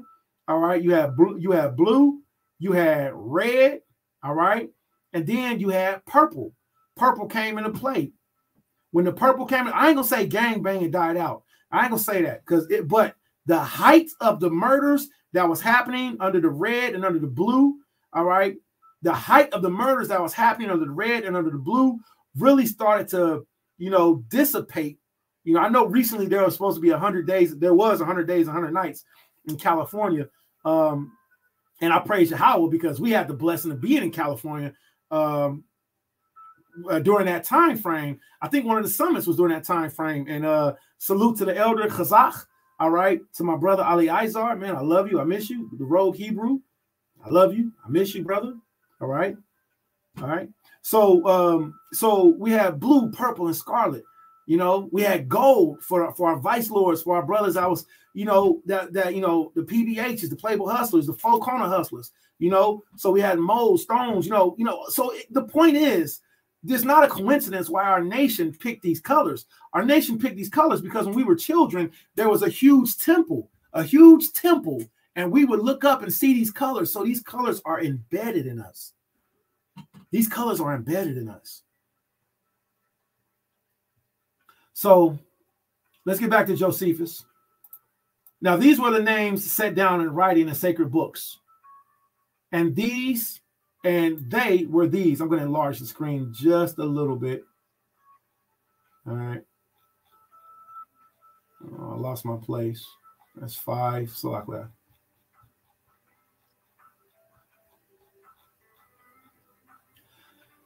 And their names were set down and written in sacred books, and they were these: Bataza'Allah, or Bezaleel, Bataza'Allah, Bezaleel, son of Uri of the tribe of Judah, the grandson of Miriam. All right, wow, the grandson of Miriam. Okay, wow. So the one who made the menorah was Miriam's grandson. Masha, Moses, this was a family affair. All right, but so anyway, the sister of their conductor, and Aholiab, the son of Ishmach, of the tribe of Dan. Now the people went on with what they had undertaken with such great alacrity that Masha was obliged to restrain them by making a proclamation that what had been brought was sufficient, as the artificers had informed him. What does that verse mean? That means that we brought so much stuff, Moses had to tell us to stop. Masha had to be like, okay, all right, we got too much stuff. You bringing us too much gold. We got too much Electrum brass. We got too much silver, everybody. Okay, everybody, we got enough blue. We got enough purple. We got enough scarlet. All right, everybody, stop. Okay, stop bringing stuff. We got too much stuff for the tabernacle, everybody. I know. Great job. Great. Give it up for yourself. Okay, take the stuff home now. Okay, we're only gonna use what we got. Oh, okay. Thank you, little Shebrew. Thank you for bringing it. Oh, I'm gonna use this for something. Okay. Nobody else bring nothing else. Isn't that a beautiful mentality to have, that we work together like that? Now you got Negroes talking about, I refuse to work with him because blibbity blappity bloop. I don't want to work with him. I don't want to work with him. Man, we used to work together in love. Anybody that say they don't want to work with me as an Israelite, all right, may the Most High bless you as you bless me. That ain't gonna stop nothing. What did I do? Let me check my pot. What did I do with my relationship with? Listen. We work together as a nation. All right. And as the saying goes, one monkey don't stop no show. All right. Watch this. So they fell upon their work upon the building of the tabernacle. Masha also informed them, according to the direction of Alahiah, both what the measures were to be and its largeness, and how many vessels it ought to contain for the use of the sacrifices. Look at this now. And don't let nobody, right. So don't let nobody tell you, daughters. I heard a brother say the dumbest thing ever. He said, there are no women in my camp. And I was like, that is the stupidest comment ever. There are no women in your camp. First of all, I don't have a camp. The camp means whole nation. It means makra'ah. It means the whole army of Yahweh. There are women in the army of Yahweh.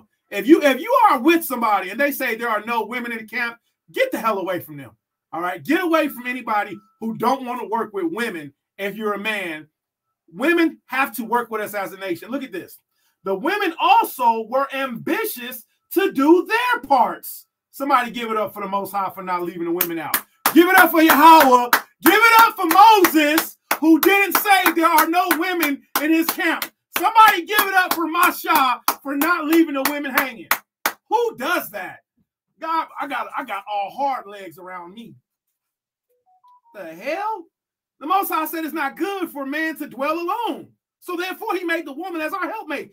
Give it up for the Most High for putting the women to work also. The women also were ambitious to do their parts about the garments of the priest. You see that? So don't you go. I can do this all day. And about other things that would be wanted in this work for both ornaments and for the divine service itself. If you are a woman in Israel and you are a garment maker and you are not making garments, you are not being a good steward of the gifts that Yahweh gave you. You're just not, because I don't know how to make garments. The priests didn't know how to make garments. The women knew how to make garments. I ain't gonna say the priests didn't know how to. I shouldn't say that. I recant that statement. But when I look at this scripture right here, it says that the women made the priest garments. Are there any women of Israel that would like to help making garments? If there are, please submit your application to Isaiah Yahshua at Gmail. Submit your application because I don't like dressing like a Gentile. I don't like going outside without garments. I don't like wearing t-shirts and pants with fringes on them. I like wearing garments. I like wearing mitris. I like wearing bucklers and armlets. If you are a garment maker in Israel and you're not going to be busting my head talking about $200 for a garment, look, I need a free garment maker. All right, we're going to do some type of mutual exchange. We're going to do some type of mutual exchange. All right, nothing's for free. We'll do a mutual exchange. But if you're a woman in Israel, you know how to make garments and you ain't making garments, what are you doing? That's the real question. Like, yo, what are you doing? We just read that in the book of Luke, chapter 16. The Messiah, he asked the steward, what you doing with your gifts that I gave you? What you doing? Look, and then look what he said. Look what he said. This is Luke chapter 16, verse 2. And this is this week's Torah portion. And he called him and said unto him, how is it that I hear this of thee? Give an account of thy stewardship, for thou mayest be no longer steward. Yeah, you can lose your job. Look at what the steward said. Then the steward said within himself, what am I to do? So these women were ambitious to do their work. What happened to the daughters of Israel that used to go hard for the men of Israel, for the nation, for the government, for the building? You should want your husband to look like a priest. That don't make no sense to me. All of you women that are garment makers, you should want your husband. Don't you know you represent your husband? Don't you know you should be the one that say, here you go, Adawan, here go a mitri. My Lord, here go a diadem.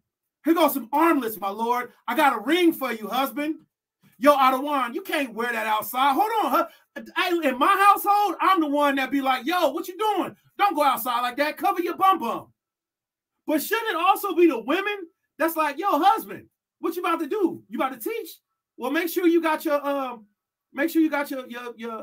here, hold on. I just made you a new skirt. Shouldn't it be like that as a nation? Because we seen what? We seen that as a nation, the women were ambitious. Look at this. Also, the women were ambitious to do their parts about the garments of the priest and about other things that would be wanted in this work for both ornament and for the divine service itself. Now, when all things were prepared, the gold, the silver, the brass, remember, this brass is called Electrum. And I got resources that I'll read on the Electrum too. All right. I will bring out those resources. Okay. Or you can look it up for yourself and you can come back and teach me. All right. Now, when all things were prepared, the gold and the silver, the brass, Electrum, and what was woven, Masha, when he had appointed beforehand, that there should be a festival and that sacrifices should be offered according to everyone's ability. So don't let nobody tell y'all we did not do sacrifices. Listen, them Negroes are all the way wrong.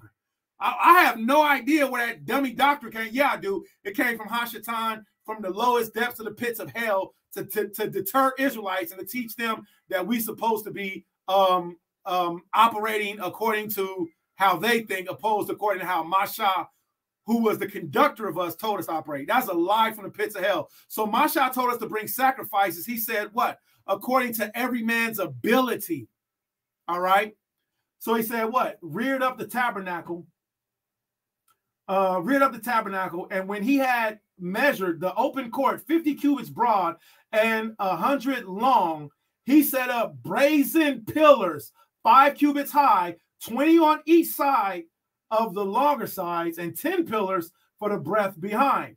Every one of the pillars also had a ring. Their chapiters were of silver, but their bases were of brass. So we had this. And now when you think of brass, don't think of, now this is a very beautiful piece that Yahweh has blessed me with. This is a very beautiful piece. Okay.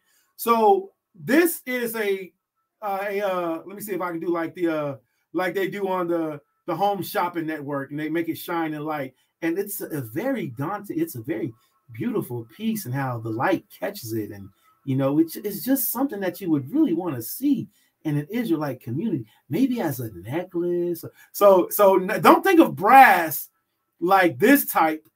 This Electrum was a shiny brass. So no matter where you were, if you were coming from afar off, this is a brass that shined like gold. Okay, so we had silver, we had gold shining brass called Electrum, and we also had actual gold that was used. So, and these pillars, dummy high. So they had silver rings that were attached to them, right? They resembled the shape, the sharp end of spears, and were of brass fixed into the ground. Cords were also put through their rings and were tied at the farther ends of the brass. Farther end to brass nails of a cubit long, which at every pillar were driven into the floor, and would keep the tabernacle from being shaken by the violence of winds. But a curtain, let's scroll down, but a curtain of fine soft linen went all around the pillars and hung down in a flowing and loose manner from the chapters, and enclosed the whole space, and seemed not at all unlike to a wall about it. And this was the structure of 3 of the sides of the enclosure. But as the 4th side, which was 50 cubits in extent, and was the front of the whole. So we just read about how the side, the back, and the other side. So now it's about to talk about the front of the tabernacle. Now remember, this is not the temple that Masha built. This was the tabernacle that we helped to build. We all put in and built this. Like we all need to put in and work together as a nation. All right. 20 cubits of it were for the opening of the gates, wherein stood 2 pillars on each side, after the resemblance of open gates. These were made wholly of silver. So we had pillars going around the tabernacle. We had pillars going behind the tabernacle. And then there were 2 pillars that was in the front that was pure silver. We weren't no slouches. We was not slouches. We weren't poor.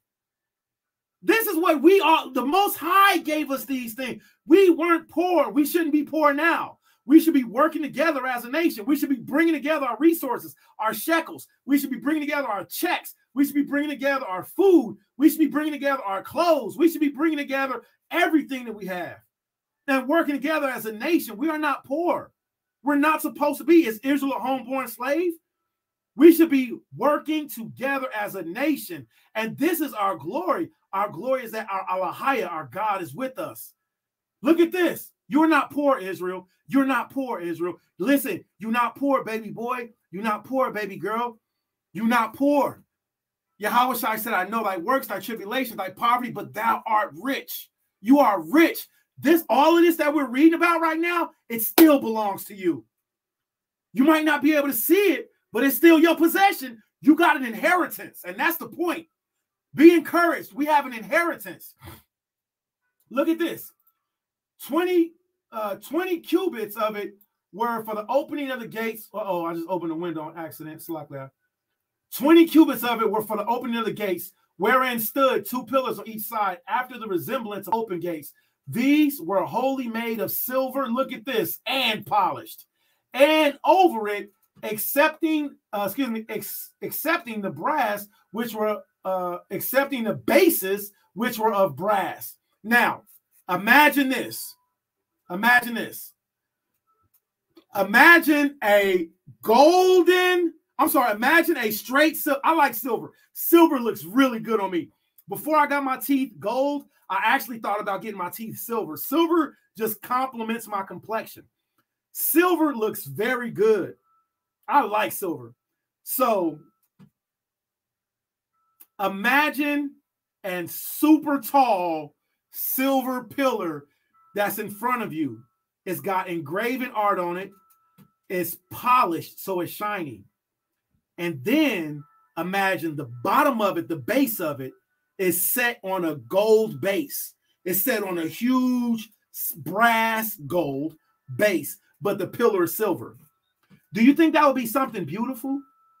Do you think that would be something that you would like to see? Let me ask, Facebook, YouTube, is silver and gold beautiful together, especially if it's shiny. Would you think that'd be something that would be a compliment? While you get that, let me get this scripture real quick. Sirach chapter 26, KJV.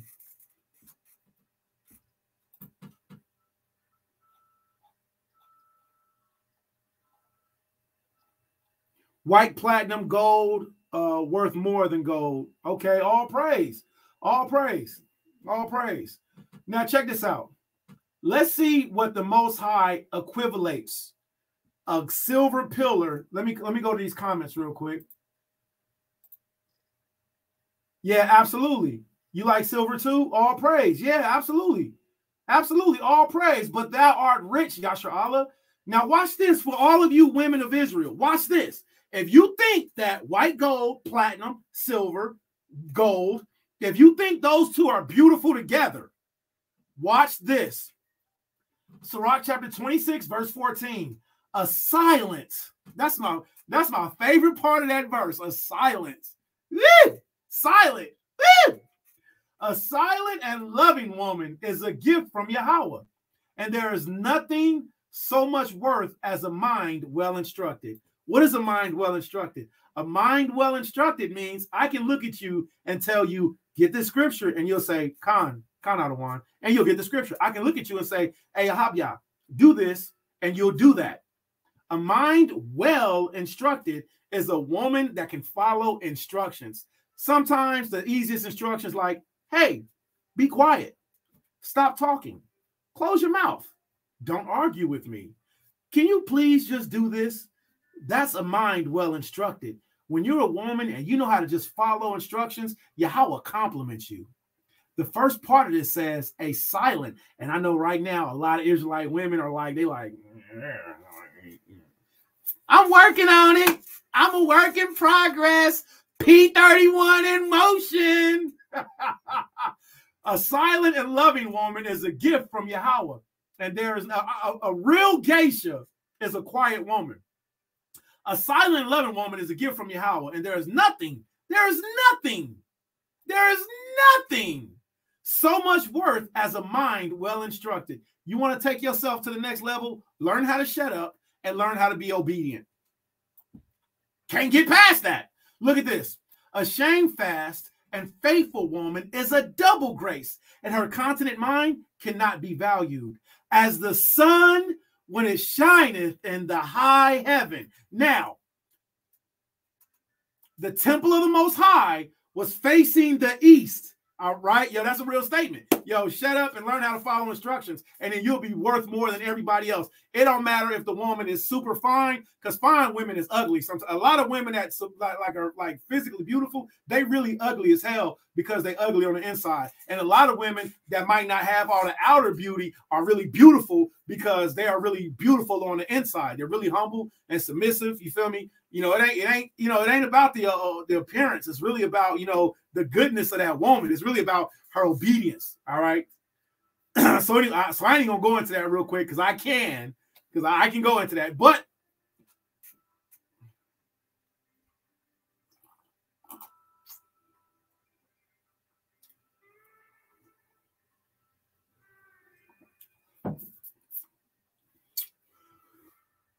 all right, had to gather myself, had to take a drink. All right. Okay, so the tabernacle was set facing the east. It was set facing the east, not the west, not the north, not the south. It was facing the east, okay? So the tabernacle was set facing where the sun rised. So as we just read in Flavius Josephus, we just read about all three corners of the two long sides and the back side. Now we're reading about the front side of the tabernacle, how it had two solid silver pillars that set on brass, gold-colored brass pillars, right? Now, when the sun rises, what are those pillars going to do? When the sun rises every day, when it's the Ra'ash Yawam, when it's the Ra'ash of the day, what are those pillars going to do? All right, are we having technical difficulty? Oh, Khan, Tuwada, Yahshua, all praise, Hallelujah. May the Most High bless you, you bless me. Khan, Tuwada.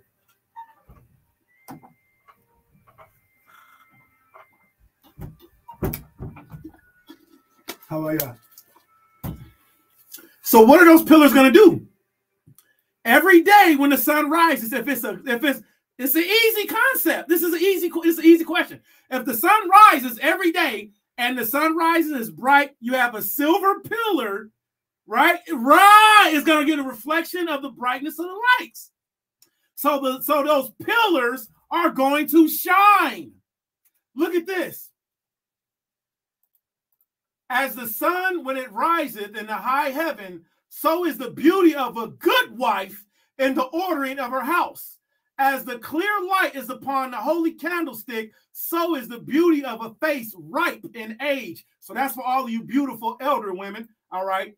As the golden pillars are set on the sockets of silver, so are the fair feet with a constant heart. Woo, that's beautiful. So the same way that we see that this beautiful tabernacle had these beautiful pillars is the same way that the Most High equates a good, loving, quiet, well-instructed, a woman that's had a constant heart, constantly doing good, not shaky, not wavery, not blaming on my period, none of that. Nah, you got to be straight. Because remember, in all honesty, we are striving to be better than what we were. So if you want to learn how to be better, read these principles and then equate yourself to the beauty of the tabernacle. Equate yourself to the beauty of the temple of the Most High, because she is a woman. She is Jerusalem. And we can see that in the book of 2nd Esdras, chapter 19. I really want to go to it. But we got to finish this, okay? So, all right. Okay. Okay, I gotta do it because I need y'all to see this, okay? So you women are so important, man. You're more precious than what you know. And your good behavior is what makes you beautiful. Not your apparel, not your body shape, not your face, all right? Because the scripture says the wickedness of a woman darkens her countenance like sackcloth. Hold on, let me show y'all something real quick. All right, if you're watching on YouTube, you'll be able to see this. Movie Insidious Witch. The scripture says the wickedness of a woman darkens the woman's face like sackcloth. All right? This is what you women become when you start acting, misbehaving. You become ugly. It don't matter how beautiful you are externally. And I've been with a bunch of beautiful women. I have no problem saying I've been with a bunch of women that just weren't beautiful. It doesn't matter. But this is what I've seen. The scripture says the wickedness of a woman darkens her face like sackcloth. What does she have on her face? She has a veil on her face. And she's not beautiful. I hope that didn't scare anybody, but hopefully it did. All right. Hopefully it made you be like, I don't want to look like that. I don't want to be ugly. Well, be beautiful on the inside and on the outside. All right. That's what really matters. All right. So let me get this real quick. So this is woman. All right. So everybody document this for your own lives. Okay. This is the book of here. Let me pull it up on the screen for you so y'all can see it. 2nd Esdras chapter 9 KJV. Oops, I wasn't doing that. Second Esdras chapter 9 KJV. Okay, so this is second. So when I tell you, women, you are equated to the beauty of the temple of the tabernacle. All right, which is why I don't teach sex alone is marriage. That is a dummy doctrine. That is stupid and that is trash. Women, don't get caught up in that. If a man say, hey, let's have sex and then you be my wife, nah, man, don't fall for it, okay? Sex alone is not marriage, all right? If a person has sex with a tree, that person and that tree are not married, okay? All right? So we're going to do this real quick, and then we'll go back to the scriptures, because you have to know the beauty that the Father equates you to. So again, 2nd Esdras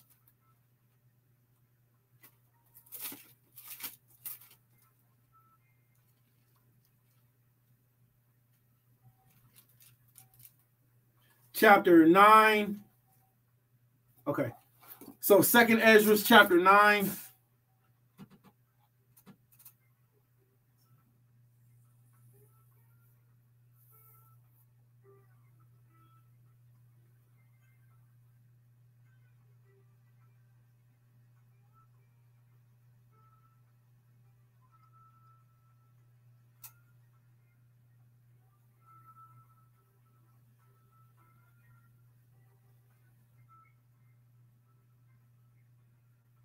2nd Ezra chapter 9.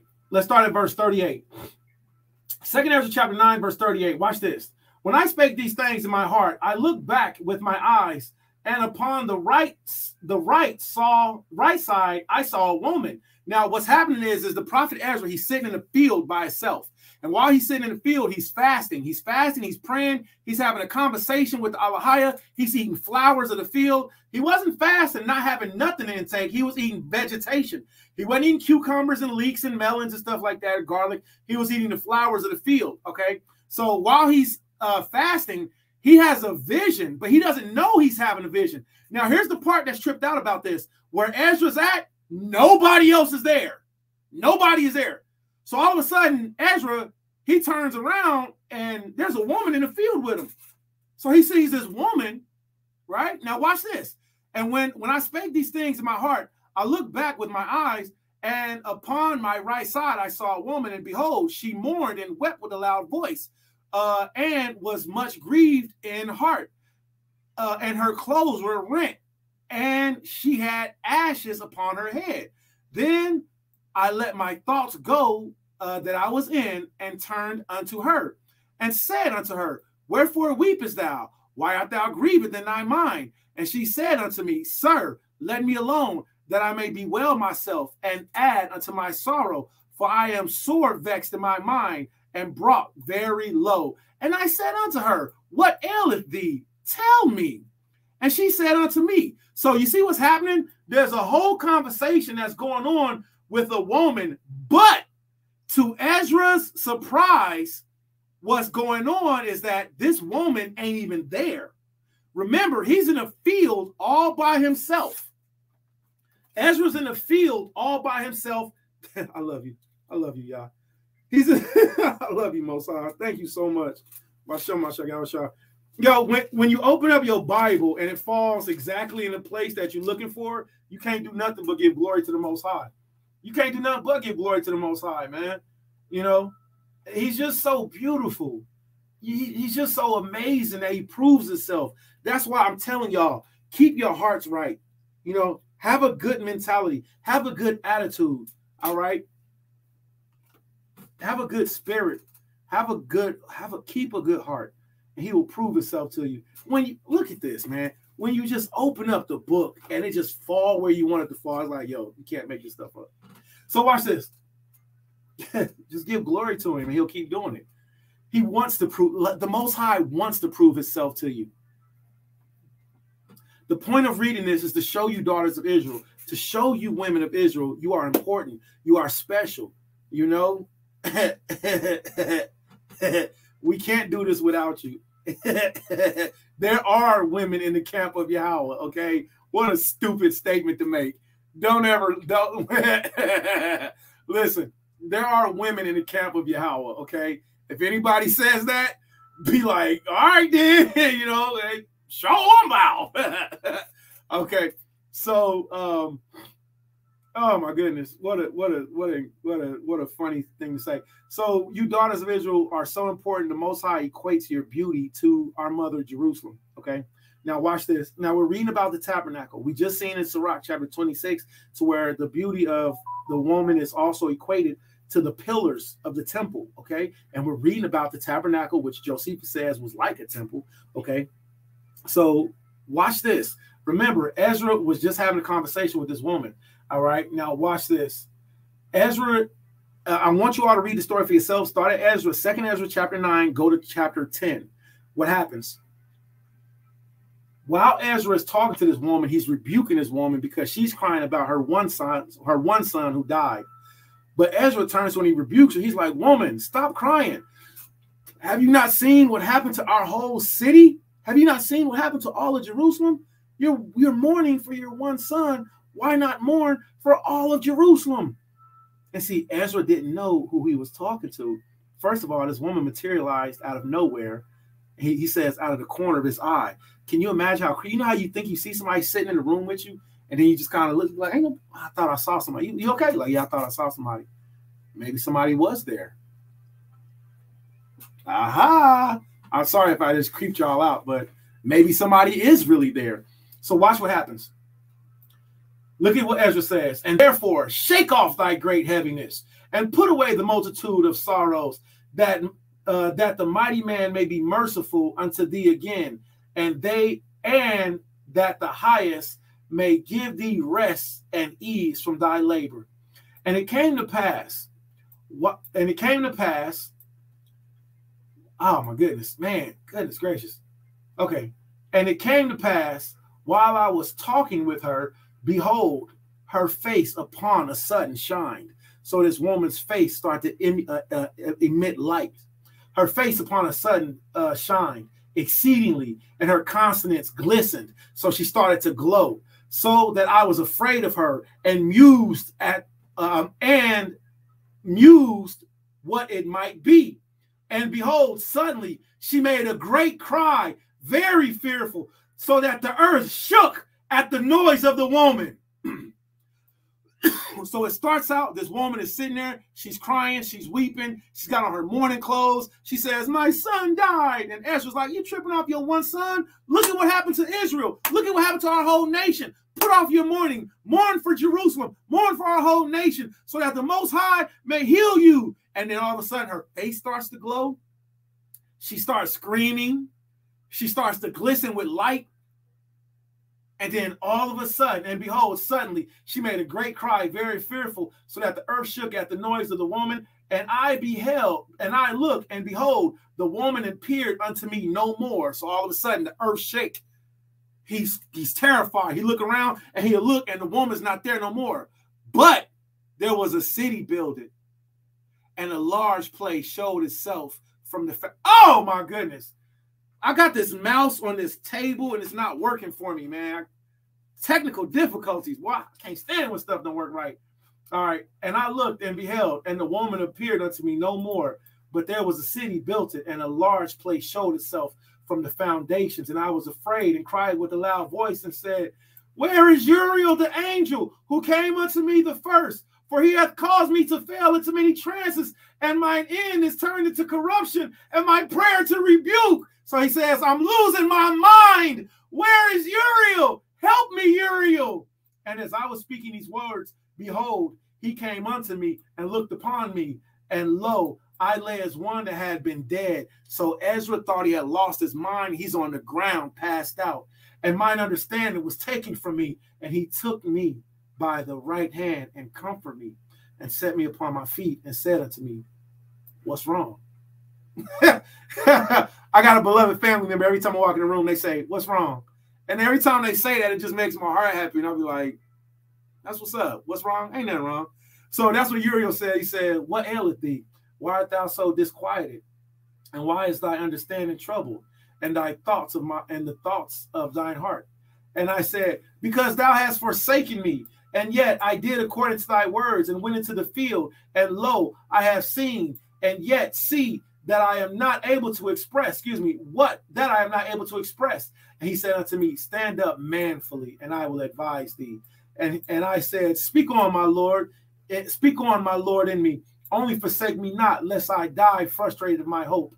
For I have seen what I know not, and hear what I do not know. Or is my sense deceived, or my soul in a dream? Now, therefore, I beseech thee, that thou wilt show thy servant the vision. And he answered me and said, hear me, and I shall inform thee, and tell thee wherefore thou art afraid. For the highest will reveal many secret things unto thee. He hath seen that thy spirit is right, for that thou sorrowest continually. Look at this. Thou sorrows continually for who? For thy people, and maketh great lamentation for Zion.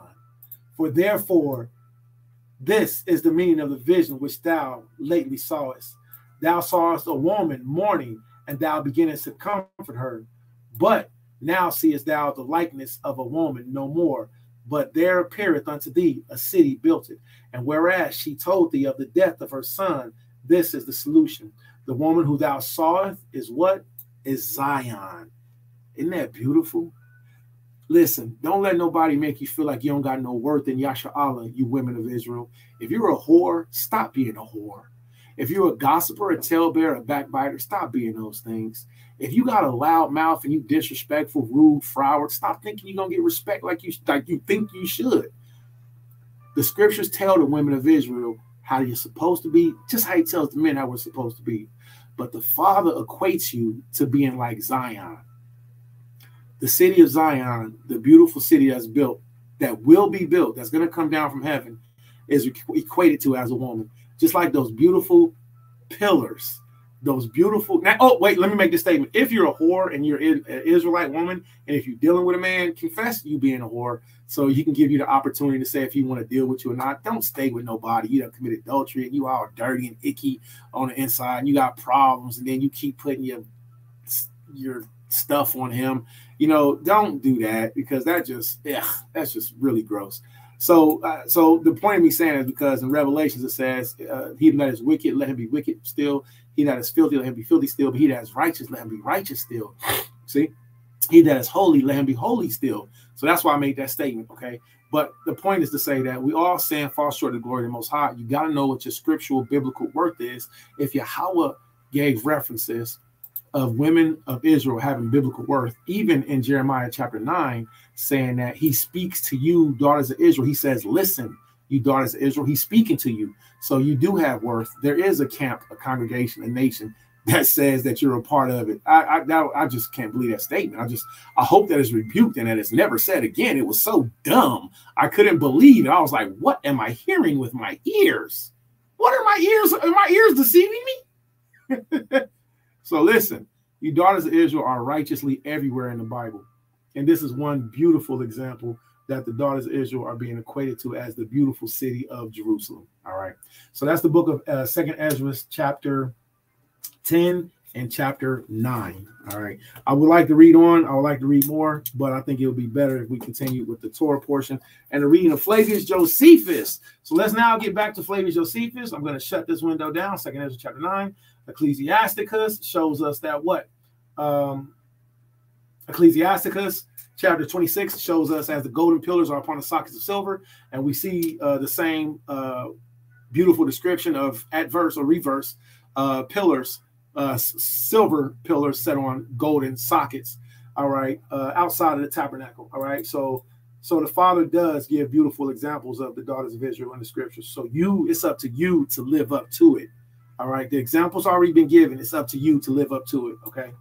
All right, so let's read on. Now we're back in Flavius Josephus, Antiquities of the Jews, book number 3, chapter 6, and it says, and that all over, excepting the base, which were of brass. Remember, this brass was Electrum, which was a very Shalom Kudash Malak, Yabraka Yabashim Mashagashai, and Terry Yasha'Allah, Shalom Lakah, all praise. So right now we're in the book of Flavius Josephus, and we're learning this week's Torah portion, okay? All right, now on each side of the gates, there stood 3 pillars, which were inserted into the concave bases of the gates, and were suited to them, and round them was drawn a curtain of fine linen. But to the gates themselves, which were 20 cubits in extent and 5 in height, the curtain was comprised of what? Of, look at this behind us, of purple and scarlet and blue. Purple, scarlet, blue. Purple, scarlet, blue. And fine linen. So the colors of Masharah Yasha'Allah, the government of Israel, are put together purple, scarlet, blue, based off of the tabernacle colors. Based off of the colors of the tabernacle. You can't make this stuff up. Oh, you can't make this stuff up. So when we tell you all, Masharah Yasha'Allah is not one man. It's not one community. It's not one camp. It's a conglomeration of all different Israelites from all over the world, including South America, including India, including Ghana, including America, including Haiti. All right. Masharah Yasha, and each one of these different communities, camps, congregations have their own autonomy. They have their own names. They have their own schools. They have their own sects. All right. Sects. But we all come up under one government. And that's the point. We all come up under one government, and that government shall rest on Christ's shoulders. Okay, let's read on. Now, each side of the gates, there stood 3 pillars, which were inserted into the concave of the gates, and were suited to them, and round them was drawn a curtain of fine linen. But to the gates themselves, which were 20 cubits in extent and 5 in height, the curtain was comprised of purple, of scarlet, and blue, and fine linen, and embroidered with many and diverse sorts of figures, excepting the figures of animals. So we didn't have the figures of animals going around the temple or the tabernacle because we didn't want to get into idol worship. Okay, so we had flowers, we had lilies, we had pomegranates, we had all different types of beautiful things, but no animals. All right.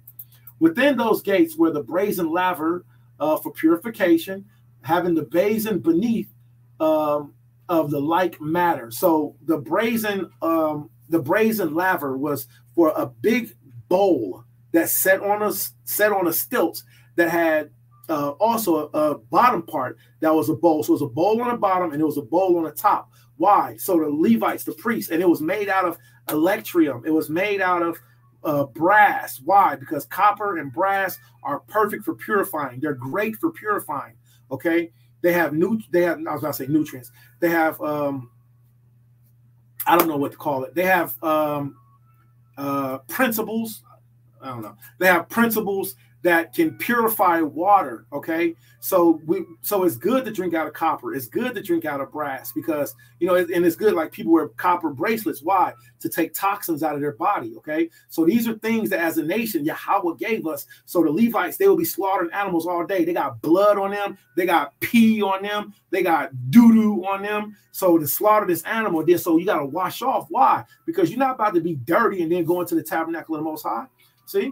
So within these gates were the brazen laver for purification, having brazen beneath of the like matter. So it was brazen on the top. There was a bowl on the top, bowl on the bottom, whence the priests might wash their hands and sprinkle their feet. And this was an ornamental construction of the enclosure of the court of the tabernacle, which was exposed to the open air. Now, here's a depiction. Now, I'm not saying that this is what it is. But here's a depiction. Shalom, Ainah, Yahweh Shemar Latah. All right. Pray for the water. Yeah, that's a good point. Yeah, pray for the water, right? So Shalom, Ainah, Shalom, everybody that's watching. So here's a depiction of what we just read.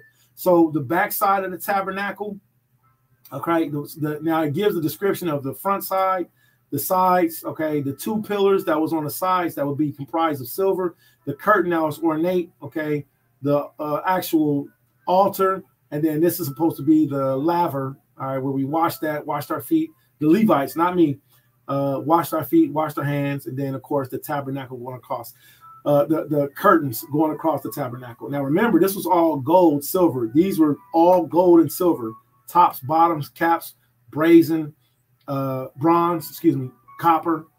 Okay, some of the stuff I really don't like because it's just, it's just like, yo, where did you get that from? Where did you get that from? Like, I can't explain that, so I ain't gonna try to. All right, so this is Flavius Josephus, Antiquities of the Jews, book number 3, chapter 6. This is section 3, and it reads: As to the tabernacle itself, Masha placed it in the middle of that court, with its front towards the east, that when the sun rose, it might send its first rays upon it. Its length, when it was set up, was 30 cubits, and its breadth was 12 cubits. And one of its walls was on the south, and its other was exposed to the north. And on the back part, it remained the west. It was necessary that its height should be equal to the breadth, 10 cubits. So here's the point. So when you looked at the tabernacle, the door opened into the tabernacle. Let's go back up to this image. This whole thing is facing the east. Okay, so this is the east behind. All right, so you have north, you have south, you have east, and you have the west. Okay, all right. Yeah, I accept your friend request. Yeah, I confirm. I accept your friend request. All right, the Wadi Hawa, all praise. So the tabernacle was set up towards the east. Why? Because as the sun rises and shines, when these curtains open, first of all of this gold and silver and brass, all of this stuff, when the sun would shine, boom, it would shine on this, and then this would give out an emitting light. Now, we're also going to read in Flavius Josephus the account that the veil, was specifically beautiful. It had the veil, the curtain had a beautiful look to itself. Okay, so we'll read that also. I have my Flavius Josephus book right here, but we're reading online. Okay, so what Josephus is describing is that how the tabernacle was facing the east. That's the point. So use your visuals, use your imagination. You know, when the sun rises, isn't the sun beautiful when it rises? So imagine the sun rising towards the east. Our temple tabernacle is towards the east, and the first thing it does is it hits the sunlight of the temple of the Most High, and all that gold, silver, Electrum, you know, all of that shining because of the sun rays. It was necessary that its height should be equal to the breadth of 10 cubits. There were also pillars made of wood, 20 on each side. They were wrought into a quadrangular feature, the breadth of a cubit and a half, but its thickness was 4 fingers. And they had thin plates of gold affixed to them on both sides, inwardly and outwardly. They had each of them 2 tenons belonging to them, inserting to their bases. They were of silver. In each of these bases, there was a socket to receive the tenon. So as the scripture says, that's golden pillars upon silver sockets. All right. So is the beauty of a woman. All right.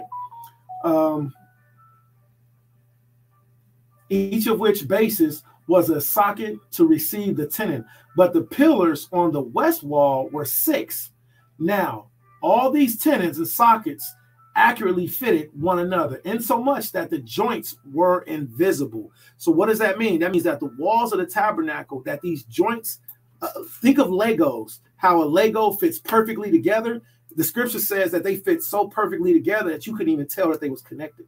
Like it's 2 walls that's joined together like this, but you couldn't see the seam in the middle. Like you couldn't see the seam until the walls was disconnected, either taken up or taken apart. That's masterful work. Now watch this. That was done by Aholiab from the tribe of Dan and Batzalel Allah from the tribe of Judah. So you Judites should feel some kind of way about that. We had our hand in building this beautiful artwork, which also should have, like, why you think we know how to hook up stereos and we can fix houses and we can work on stuff like this? The Most High put that spirit of wisdom inside of us, and we should praise him for that.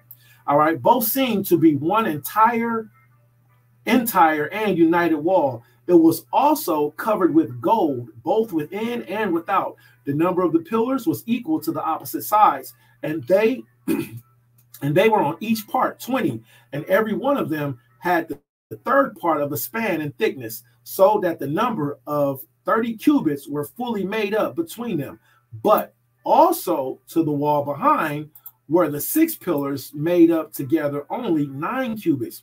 There were 2 other pillars and cut out of them of 1 cubit, which they placed in the corners and made them equally fine with each other. Now every one of the pillars had rings of gold affixed to the front, to their fronts outward, as if they had taken root in the pillars, and stood one row over against another, round about, through which were inserted bars gilt over with gold, each of them 5 cubits long, and these bound together the pillars, the heads of one bar running to another, after the nature of one tenon inserted into another. But for the wall behind, there was 1 row of bars, and went through all the pillars, into which row ran the ends of the bars on each side of the longer walls, the male with its female being so fastened in their joints that they held the whole firmly together. And for this reason was all this joined so fast together that the tabernacle might not be shaken, either by the winds or by other means, but that it might preserve itself quiet and immovable continually. So this thing was a genius work, a masterpiece of the finest wood, all of the walls of gold, all of the walls. Man, you can't make this stuff up. You can't make this stuff. So when Yahweh says, I know thy works are tribulations and poverty, but thou art rich. This is where we went to this. We might have in our mind this like kind of dusky, you know, tent type shack. I remember one time I had built the tabernacle for the Feast of Tabernacles, and that mug, man, it was, I ain't gonna stunt, it was raggedy. But I built it. I built it for my family to keep the tabernacles in. And it was man, it used to really upset me because I actually took time to build it. And there were certain people that I was calling it names. It was like, yo, but I built this with my hands so you could keep the Feast of Tabernacles. And that was when I was much younger. Stuff like that don't bother me no more. It just helped me to really grow up, man. But if I had the materials, I would have made it out of, now I do things a little bit differently. But the point, I turned that about me really like in 2.5 seconds. It's not about you, Karatazaya. This is not about you. All right. So what we see is that the children of Israel, our culture, our nationality, we're extremely wealthy. We're extremely rich. They had to make us think that we were nothing, that we're nobodies, that we niggas, that we just poor, we're Negroes. Oh, but we're black now. We're African Americans now. They had to make us think that we were all these subtitled, epithets that they call us to keep us from knowing that our most holy place was a place that we built with our hands by our instructors, diagram that he got from the Most High, and it was covered with gold. Gold everywhere. Gold everywhere. Our priest walked on these floors. Do you know how diesel, how dump truck of a nation we had to be to carry these parts? Wherever we went, we would break down the tabernacle. It clicked apart and came together like a Lego house to roll up these huge curtains and carry them with us. Man, we was a diesel nation, man. Ain't none of us supposed to be in poor condition. And I say that starting with me first. All right. So let me read this. Let's go on. So we're in Flavius Josephus, Antiquities of the Jews. So we're reading listen, every time I say Antiquities of the Jews, this literally means history of you Negroes. Flavius Josephus, Antiquities of the Jews means Flavius Josephus, the history of you Negroes. Black people do have a history book. It's called the Bible. Black people do have a history book. It's called Flavius Josephus, and there's many other history books. So let's read on. And when I say black people, I'm also referring to my Meshika, Mashpakayim, all right, so-called Native American Indians, all right. I'm also referring to my Taino family members, Boricua. I work with a bunch of Ephraimites right now. Boy, Ephraim's some wild people. Ephraim is wild. I work with a whole bunch of Ephraimites right now, man, and they off the hook, boy. Ephraim is something else, man. I love a party. All right, so let's get to this real quick. So, as for the inside, my shop parted its length into three portions. At the distance of 10 cubits. So now we're going to learn about the inside. So he says what? So look, if you love the Lord, if you love God, if you love the tabernacle, if you love your culture, you want to know more about being an Israelite, learn about your culture, learn about your heritage. And this is where we worship our God at. As for the inside, so we're about to read the inside now, my shop parted its length into three portions. So we're going to learn about the inside of the tabernacle now, right? So at the distance of 10 cubits from the most secret end, Mashah placed 4 pillars, whose workmanship was the very same with that of the rest. And they stood upon the likeness basis with them, each a small matter distant from his fellow. Now, the room within those pillars was the most holy place, but the rest of the room was the tabernacle. So there's 3 sections of it, but the one section that was the most set apart to the farthest back part of it. Hold on, my bad. All right, set a marker. So the furthest back part was the most holy place. So the back section was where the Ark of the Covenant was, and then all the front of it was the rest of what's called the tabernacle. Okay. So if you're watching on Facebook, you can also watch on YouTube. You can watch on Isaiah Yahshua. All right. If anybody's watching, you put the link in here. You can watch on Isaiah Yahshua, and we're currently doing a screen share on Isaiah Yahshua on YouTube. All right. So the most holy place, but the rest of the room was the tabernacle. This was open for the priest. However, this proportion of the measures of this tabernacle proved to be an imitation of the system of the world. Look at this. For that third part thereof, which was within the four pillars, to which the priests were not admitted, as it were, at heaven, peculiar to the Most High, but the space of the 20 cubits, as it were, sea and land, on which men live. And so this part is peculiar to the priest only. Isn't that beautiful? So the tabernacle was set up to be a replica of the heavens. The back part, we ain't got access to space like that.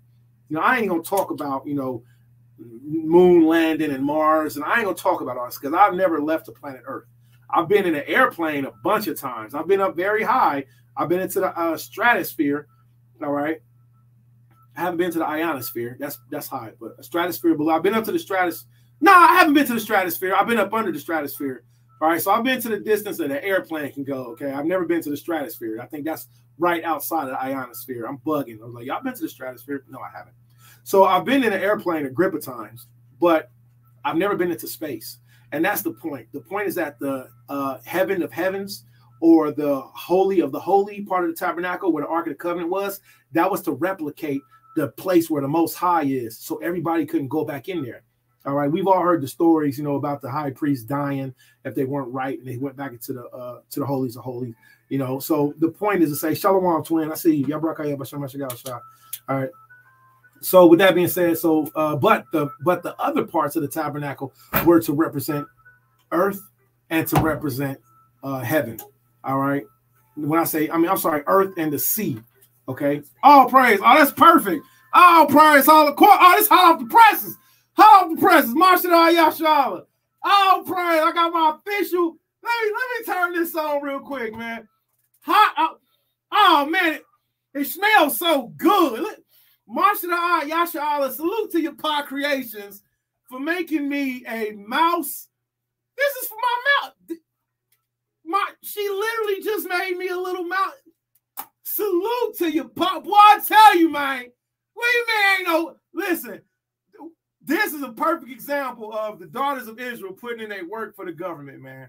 So we're going to make these available on the Government of Israel website, on your pod creations.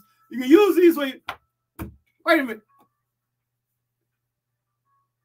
Wait, where my mouse at? There we go. She just made me a monster. Salute to your pod creations, the daughter of Ashwan, Rob. All right. Oh, that's fine. That looks so good too. Look at that, y'all. That looks so. It looks so nice. Don't you agree? Look at that. You can't get around this, man. Yo, the sister just made me a mouse pad. Government of Israel, yo, you can't beat that. Yo, Shalom, let me show y'all this again. It smells so good. Oh, it smells like ministry. I wonder if my shop was doing that when we was bringing stuff. Yo, did she not just do what the scripture said we did? We brought stuff for the temple. Blue, purple, scarlet. All praise the Most High, man. Oh, man, you can't make this stuff up, man. All praise. Hallelujah. I'm going to put that right there. Use this for my mouse. Oh, that works perfectly. Hallelujah. Oh, praise. Hallelujah. That's right. Do it for the nation. Do it for the nation. I gotta take a sip on that one. All praise. All praise. Somebody getting some due benevolence. All right, all praise. You can't make this stuff up. Yo, Shalom, I appreciate the salute. All right, so let's get this real quick, man. Oh, wait, let me scoot this over here, man. Yeah, you can't see it. You say you can't. Yo, look at that. Can y'all see it on the camera? On YouTube, can y'all see that? Just made it. You can't make this stuff up. This is going on the website, man. All praise, man. All right, so let's get back to the Torah scripture. That's right. Shalom, shalom, shalom. Shalom, everybody. So let's get back to the reading. All right. Let's get back to the reading. All right, let's stay focused. Well, I get excited over little stuff. I understand. Oh, you best. All praise, all praise, all praise. All right. All right. But at the front of the entrance was made, they placed pillars of gold that stood on bases of brass, and number 7. But then they spread over the tabernacle the fine linen, the purple and the blue and the scarlet colors. All right. So we see again, we see the 3 holy colors. All right. We see what? We see the fine linen of the tabernacle of the veil. We see blue, we see purple, and we see scarlet. Okay. We see blue, we see purple, and we see scarlet. Okay. Blue, purple, and scarlet. Okay. So we see the government colors. There's no reason any of us should be rocking red, white, and blue. All right. And we don't know what's about to happen with this whole Ukraine thing. And the other thing, I know y'all heard the saying, you know, about not poking the bear. Everybody's pulling out of Russia and not, you know, video games is pulling out of Russia, and Netflix is pulling out of Russia, Nike pulling out of Russia. I mean, I don't think people all praise. The Most High is mind blowing. Amen. So all praise, hallelujah. So we don't know, you know, what's gonna happen next in these upcoming times, but we know that with these coming times, we're going to have to stay close to each other. You know, it ain't no, oh, I don't want to work with this Israelite. I don't want to work with him. Ain't no none of that. We need to work together, man. This is a perfect example of, you know, the daughters of Israel making something happen, man. Man. So fine linen, what? Fine linen of purple and a scarlet, a blue and a scarlet embroidered. All right. The first veil was 10 cubits every way. And this they spread over the pillars, which they parted the temple and kept the most holy place concealed within. And this veil was that which made the part not visible to any. Now, the whole temple was called the holy place. Now, let me read that again real quick. But then they spread over the tabernacle veil of fine linen of purple and blue and scarlet colors embroidered. This first veil was 10 cubits every way. So it's 20 cubits, 10 cubits high, 10 cubits wide. They spread it over the pillars which parted the temple and kept the most holy place concealed within. So that means even within the Holy of Holies, these 3 holy colors was what we seen from the inside. All right. So, I mean, I just can't get around this. Like, there's no way of getting around the fact that we not only had a sacred, holy, set-apart tabernacle, but these are the colors that were used. We should be getting used as a nation. We should be getting used to these 3 set-apart, sacred, holy colors. I really like this. This is fire. I really like this. This is really fire. This is really fire. Is this the design that Yaquam did?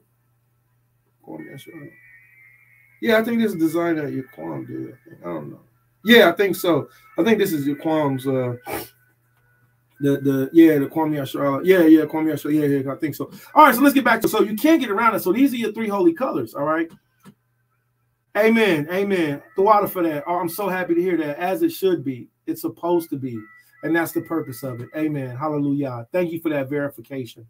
Amen. I'll share with you who it is and what it is that I'm playing. I've been listening to it for years. Like for over 10 years, I've been listening to this album, studying and listening to this album. Yeah, I either do one or 2 things. I either study to it or I go to sleep to it. But it's so wonderful. All right. So it says what? But then they spread over the tabernacle the veils of fine linen and purple and blue and scarlet colors embroidered. The first veil was 10 cubits every way, and they spread over the pillars which parted the temple and kept the most holy place concealed within. And this veil was that which made this part not visible to any.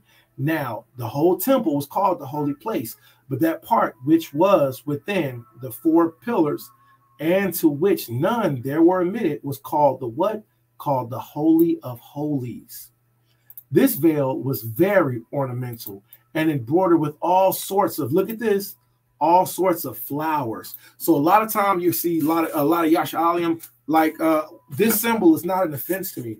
This 6-sided symbol, this is not an offense to me because I don't perceive this to be the Star of David, because there's no scripture that says that. There's nowhere in the Bible. Let's see this real quick. Hold on. Star of David, KJV, Blue Letter Bible. Star. Okay, that's mentioned in there. Star, star, star. Okay, so here's the point. Oh, wait, hold on, wait. Let me see. How many times is the word Star of David in the Bible?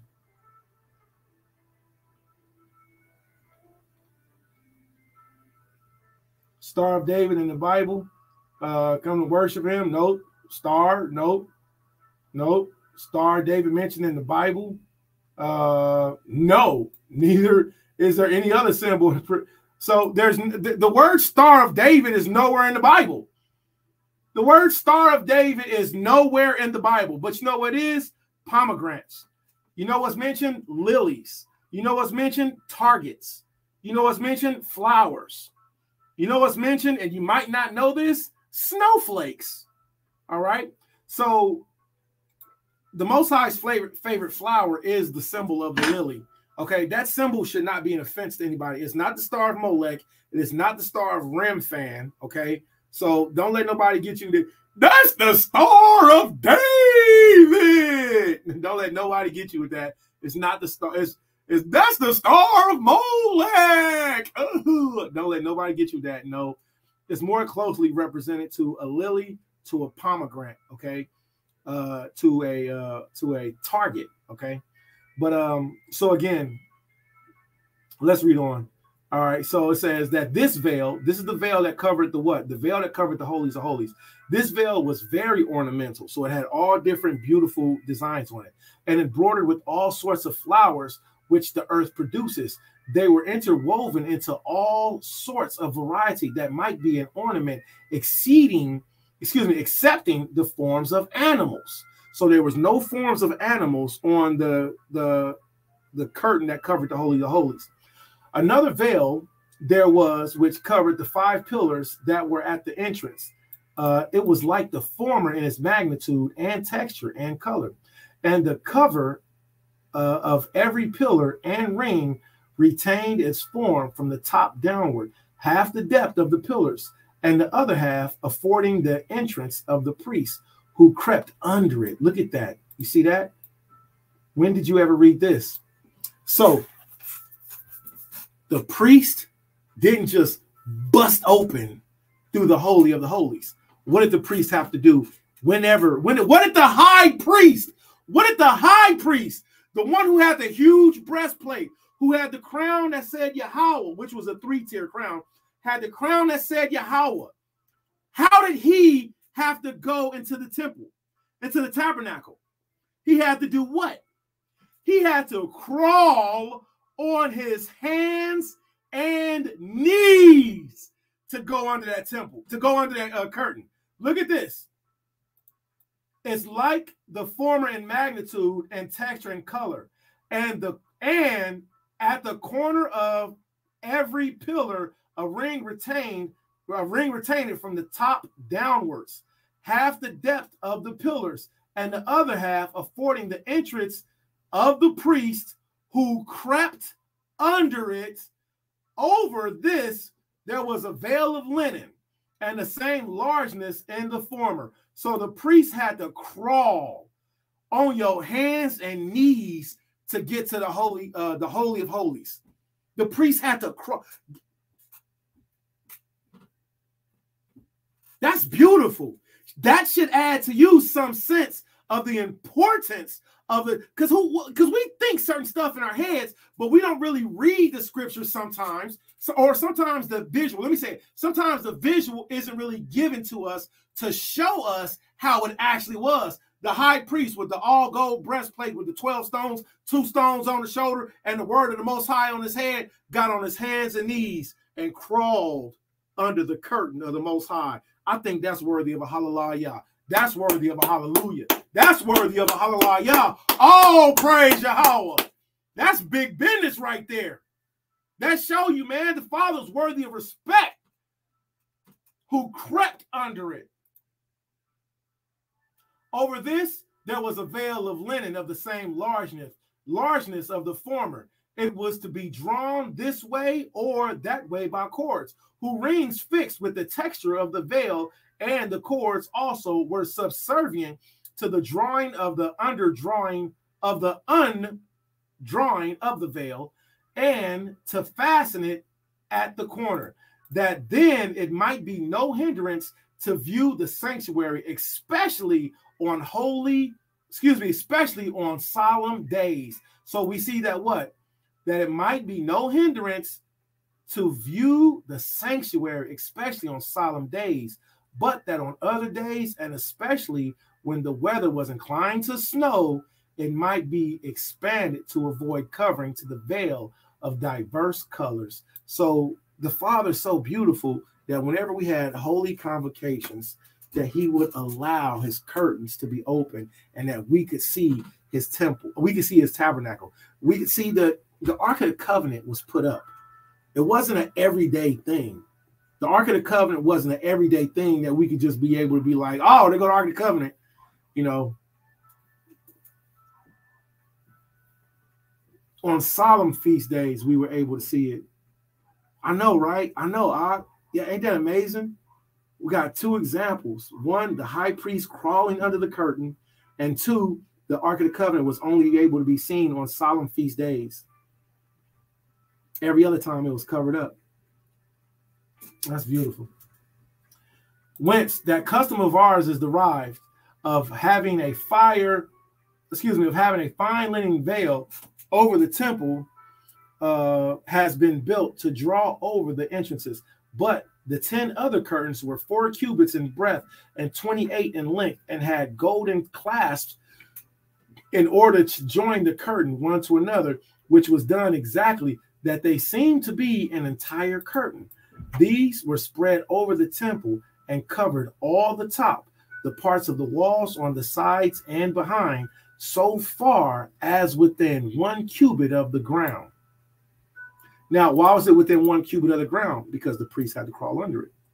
There were other curtains of the same breadth with these. I want a house with a room that has nothing but curtains in it. Like, I got this vision in my mind. I want a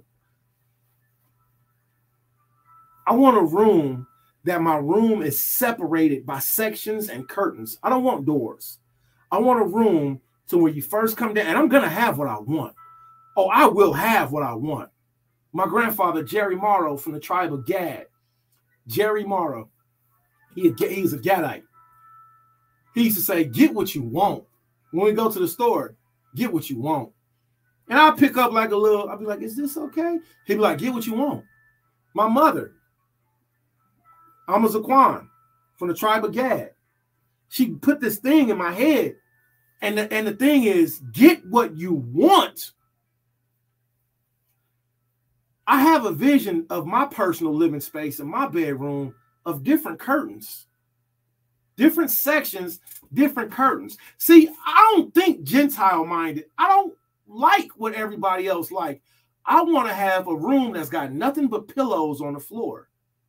Books over here, pillows on the floor, carpets, incense, candles, no TV, but I'm going to need a speaker because I'm going to be able to play some music. I want everything real low to the ground. And I want curtains, curtains, curtains. Some of the curtains I want to be fine and wavery. Some of them I want to be real thick so that you got to part them to go through other sides. The more I read about our tabernacle, this isn't my first time, y'all, but the more I read about our tabernacle, the more I read about our holy convocational place, the more it puts me in a mind state of what we used to have and what we will have again. And there's no sense in not teaching our children what these things look like right now. There's no sense in not teaching our children what we can have.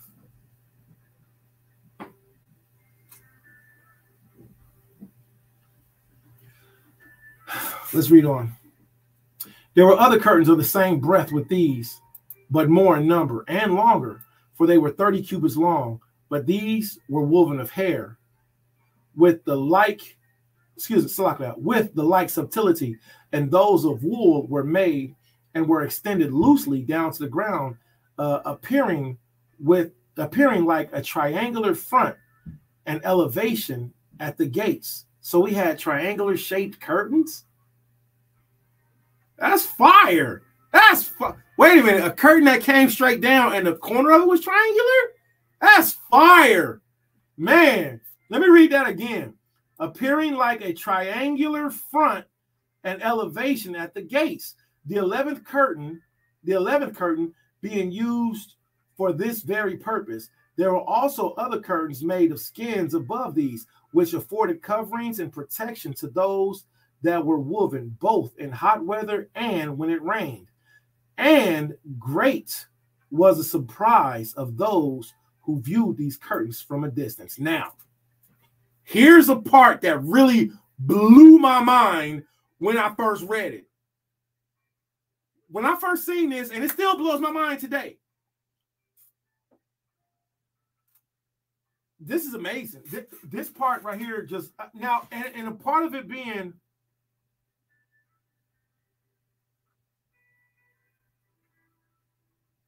a part of this being so amazing to me is because I have a vivid imagination. All right. And I'm very grateful that the Most High didn't make me be all, stuckity buck up in the, I'm a grown man. So therefore, no, I'm not a grown man. I'm a man that's still growing. So my father Abraham was a grown man. This part blew my mind, and it still blows my mind. This part says, let me read what our mother says. She says, let's get what we want in the motherland. I have no problem laying out the red carpet to my Yapa, aka beautiful royalty. All praise. Warriors Mashpaka. I don't know more about it, but I'm ready to learn. All praise the Most High. Let's get, she says what? She says, ready to learn and get the heck out of get the heck out of falling Babylon plantation battlefield. Help assist points in the right direction. I love to go to Zimbabwe and live out the rest of my days. Real talk. All praise. All praise. Yeah, I agree with you. Yeah, I agree with you. I don't know where I'm gonna have this room at, but for right now, I'm gonna have it wherever I'm at, and then I have a greater version of it somewhere else, right? But yeah, let's build outside of this wicked place, right? So this part really blew my mind again. And again, it's because I have a vivid imagination. So watch this. Now remember, this is talking about the curtains of the tabernacle. Watch what he says. Khan, amen, all praise. The water for you, Sharon. Amen. We need you. Right? Now watch this. There were also other curtains made of skins above these, which afforded a covering and protection to those that were woven, both in hot weather and when it rained. So there were curtains that went over the tabernacle that protected the tabernacle from the elements, and was a great surprise for those who viewed these curtains at a distance. So if we was far away from the tabernacle and we looked at it, we would be like, yo, that's hard. Why would we think that tabernacle was so hard looking? For they seemed not at all to differ from the color of the sky. So we would look at it and be like, yo, that looks the same as it looks the same color as the Aurora Borealis. How is it that we made a tabernacle, and the tabernacle, listen, when we came together as a nation, I'm not working with you. I'm not, that ain't me. I don't care. We'll ride for the cause. I'm a rider. I ride for the cause. I'm a rider. You feel me? Oh, Sour Patch Baby Bruce. I'm not working with him. Listen, when we work together as a nation, we make the most beautiful things. I can't even explain this, but it says, and when it rained, and great was a surprise of those who viewed these curtains at a distance, for they seemed not at all to differ from the color of the sky. Yo, that is amazing. That is amazing. Yo. Now, wait. Gather yourselves together, O nation not desired. I have a vivid imagination. So I can imagine being out at nighttime and looking at the tabernacle from a distance, because that's what Josephus says. He says, who viewed these curtains from a distance, for they seemed not at all to differ the color of the sky. Did it look exactly like the night sky? Red, purple, and blue, or blue, purple, and scarlet? Can I see the morning sky in that? I just think it's amazing how the Father gave us this beautiful diagram. And we did it. Like, yo, we are the greatest people on the planet Earth. And we did it under his instructions. Look at this. But those were made of hair and skin and of skins, reached down the same manner as did the veil of the gates, and kept off the heat of the sun and what injury the rains might do. And after these manner was the tabernacle reared. So from the top of the tabernacle, there was, let me scroll all the way back up to this, which this image is cool, but it doesn't really do justice.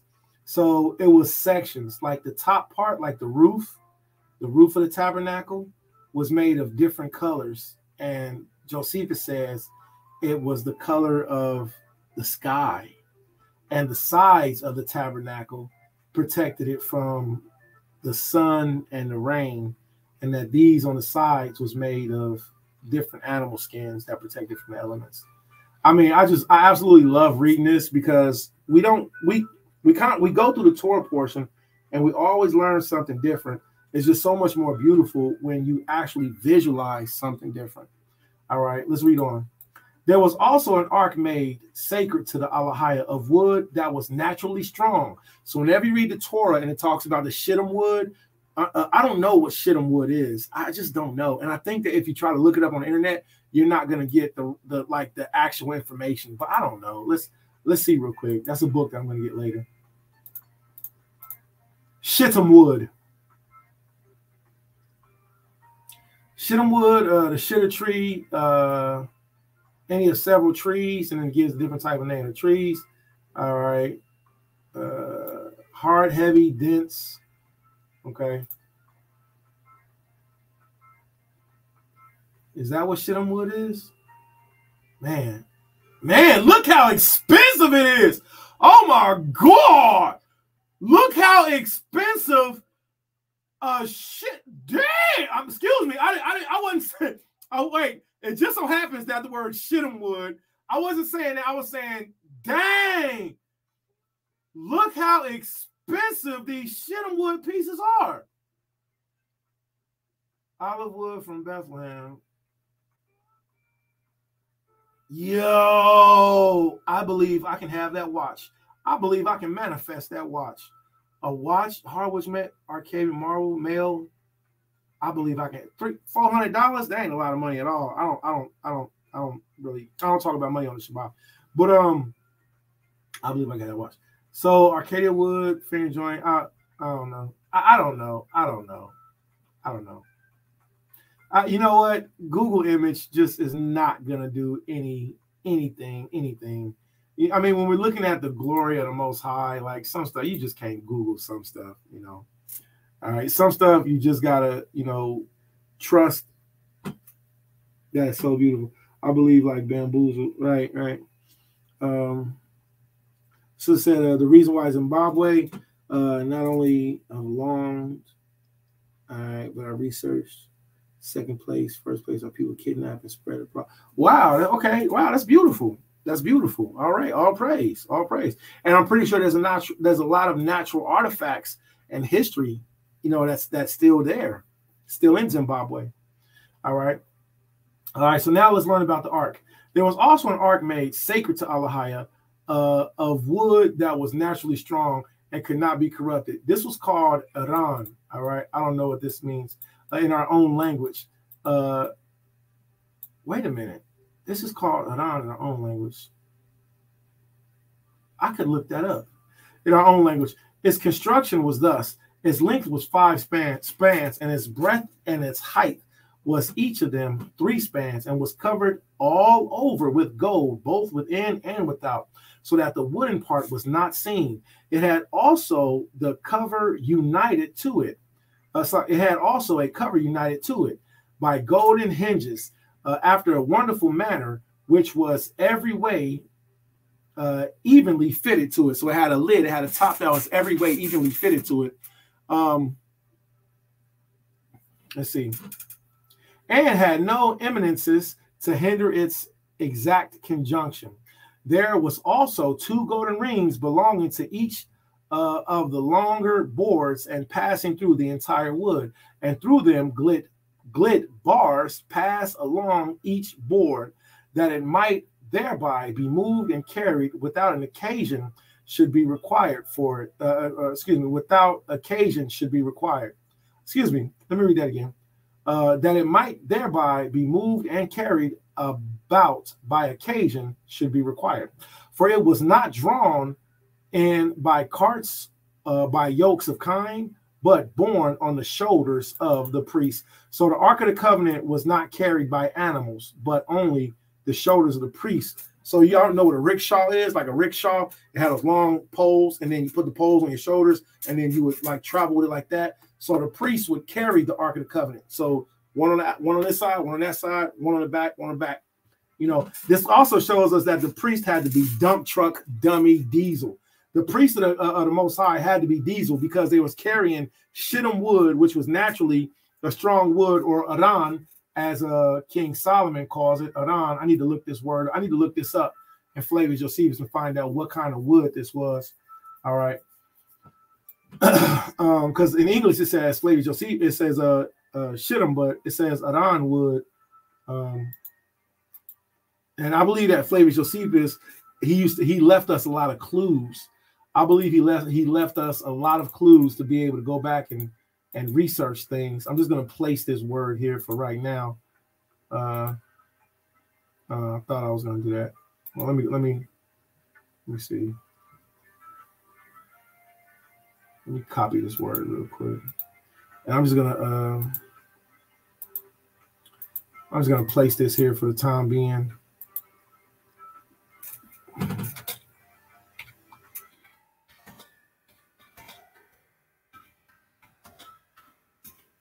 All right.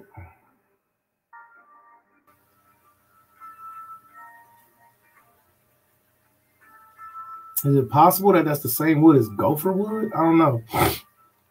It's worth coming back to and looking at, though. So I'll look that up later and I'll learn it. And then what the Most High gives me to learn, I'll share with you all. Okay, so the Ark of the Covenant was not pulled by animals, okay, but borne on the shoulders of the priest. Upon this, its cover were 2 images. The Hebrews called them cherubim. They were flying creatures, but their form is not like that of any of the creatures which men have seen, though Moses said he had seen such beings near the throne of Elohim. In this ark, he put the 2 tables whereon the 10 commandments were written, 5 upon each table, and 2.5 upon each side of them. And this he placed in the most holy place.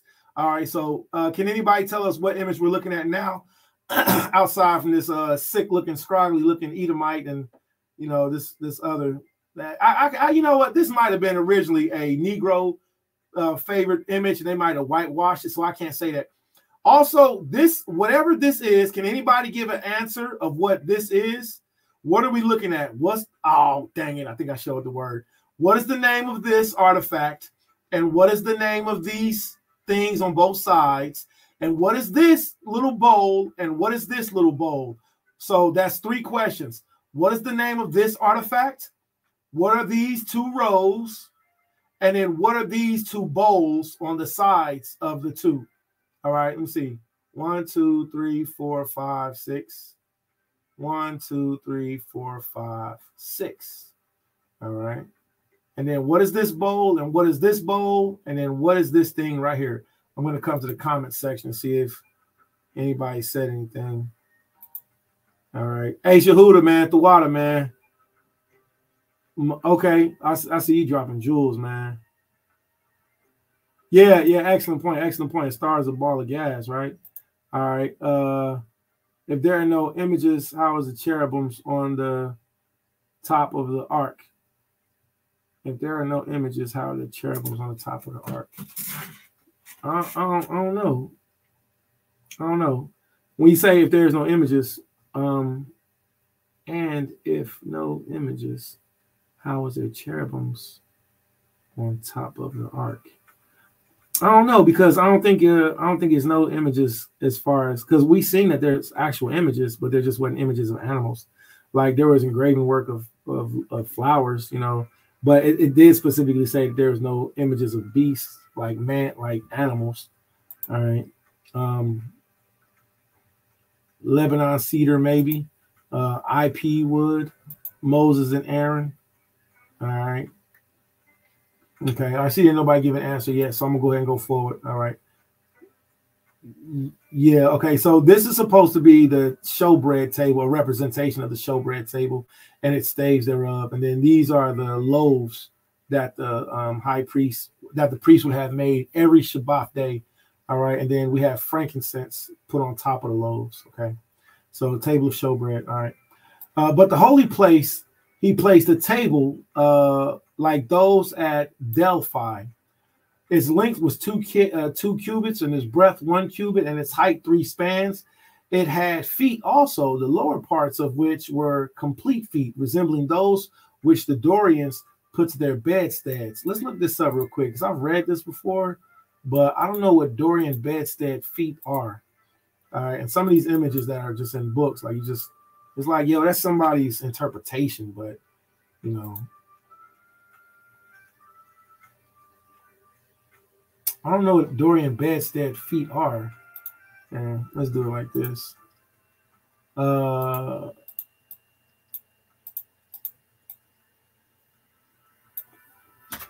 I first read this, I actually thought that it meant, you know, like how some of them old school bathtubs have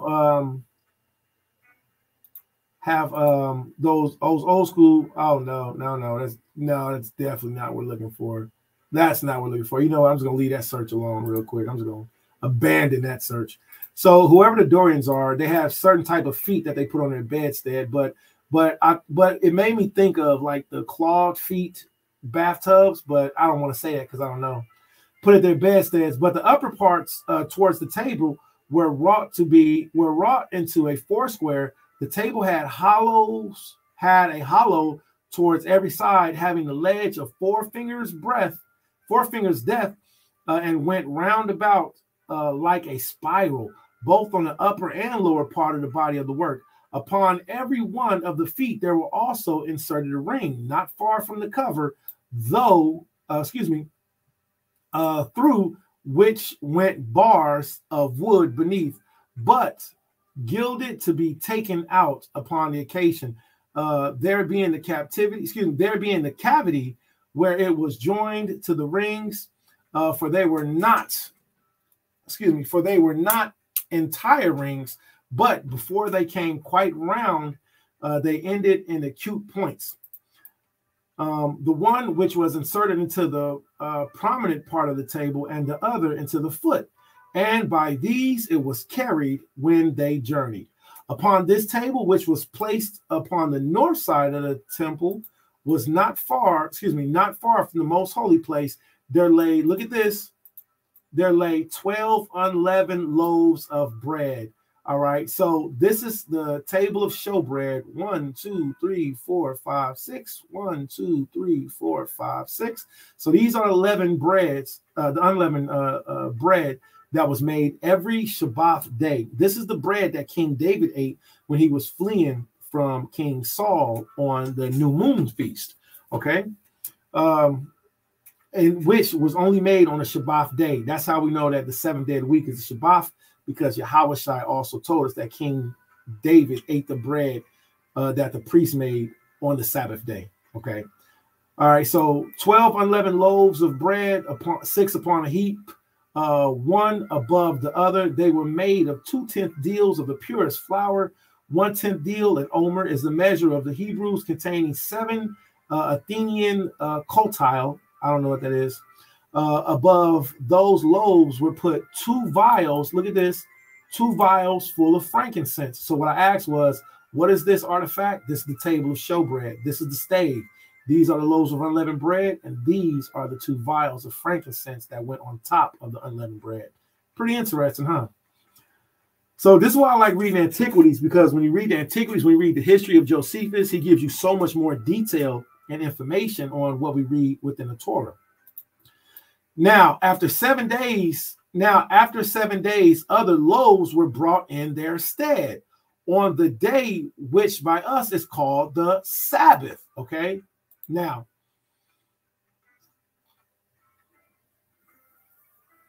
you say I can say that the shield is blasphemy? Yeah, it's not.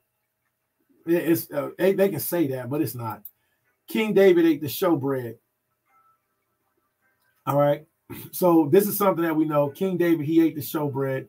We're going to look at this real quick. All right, I'm going to pull a couple scriptures. Also, if you're watching on YouTube, you'll be able to see the scriptures that we're going to show. And if you're watching on Facebook, then you'll just, you'll be able to see it, of course, from the side. Let's get BLB. I'm going to pull up a couple scriptures real quick. Okay. All right, so we're going to do 1 Samuel chapter 21, but we're also going to do, Jesus said, have you not read what King David did when he ate the showbread? Okay, so we're also going to get 2 examples, okay? Check this out. So the showbread was made every Sabbath day, okay? So we're going to get Luke chapter 6.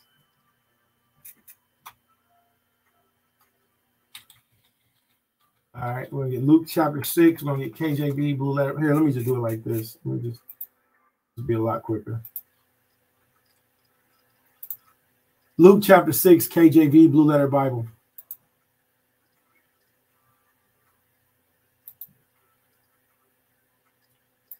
Matthew chapter 12, KJV, blue letter Bible. All right, so Luke 6, and I just want to show you all this very quickly. All right, Yahshua is the Lord of the Shabbat. All right, Yahshua is the King of the Shabbat. All right, okay.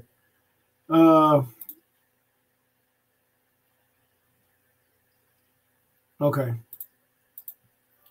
So we're going to start our screen share real quick. I'll come back to that information a little bit later. 1 Samuel chapter 21, KJV blue letter Bible. Okay, we got that. So we're going to move this window over. Boom. We're going to move this window over. Boom. We're going to move this window over. Boom. I'm going to open up one more window. What did the Romans call the Sabbath day? All right. In Christianity, Sabbath day, Saturn. So the Romans called the Sabbath day Saturn's day. Okay. All right. So Saturn's day is what we know today as Saturday or the Shabbat. Yeah. They say it's blasphemy. I mean, I don't pay them no attention. And the reason why I don't pay them no attention is because you can't prove it. Like some stuff is just talking. Like, I understand some stuff is just like, okay, well, I'll look at information, but if it can't be proven, like with, I just can't feed everybody problem, man. Like I can't make everybody problem on. But you're right though. I've seen it and I've heard it. So let's get to this real quick. So we're looking at the showbread table now. Okay. So this is the showbread table. All right. And then this is the 1, 2, 3, 4, 5, 6. 1, 2, 3, 4, 5, 6. This is the showbread that's placed on top of the showbread table. This is the stave or the staff that was put through the showbread table. These are the 2 vessels of frankincense that was placed on top of the showbread. Okay. So I don't know what the purpose of the frankincense on top of it was, but here's what Josephus had to say about it. He says, above these loaves were put 2 vials full of frankincense. Now, after 7 days, other loaves were brought in their stead on the day which is by us called the Sabbath. For we call the 7th day the Sabbath, but for the occasion of this invention of placing loaves here we will speak in another place. And we'll go to that also if we need to. So let's look at this real quick. Oh, man, I didn't mean to do that. I just closed my Josephus window. Let me see if I can open that back up. All right, let's see.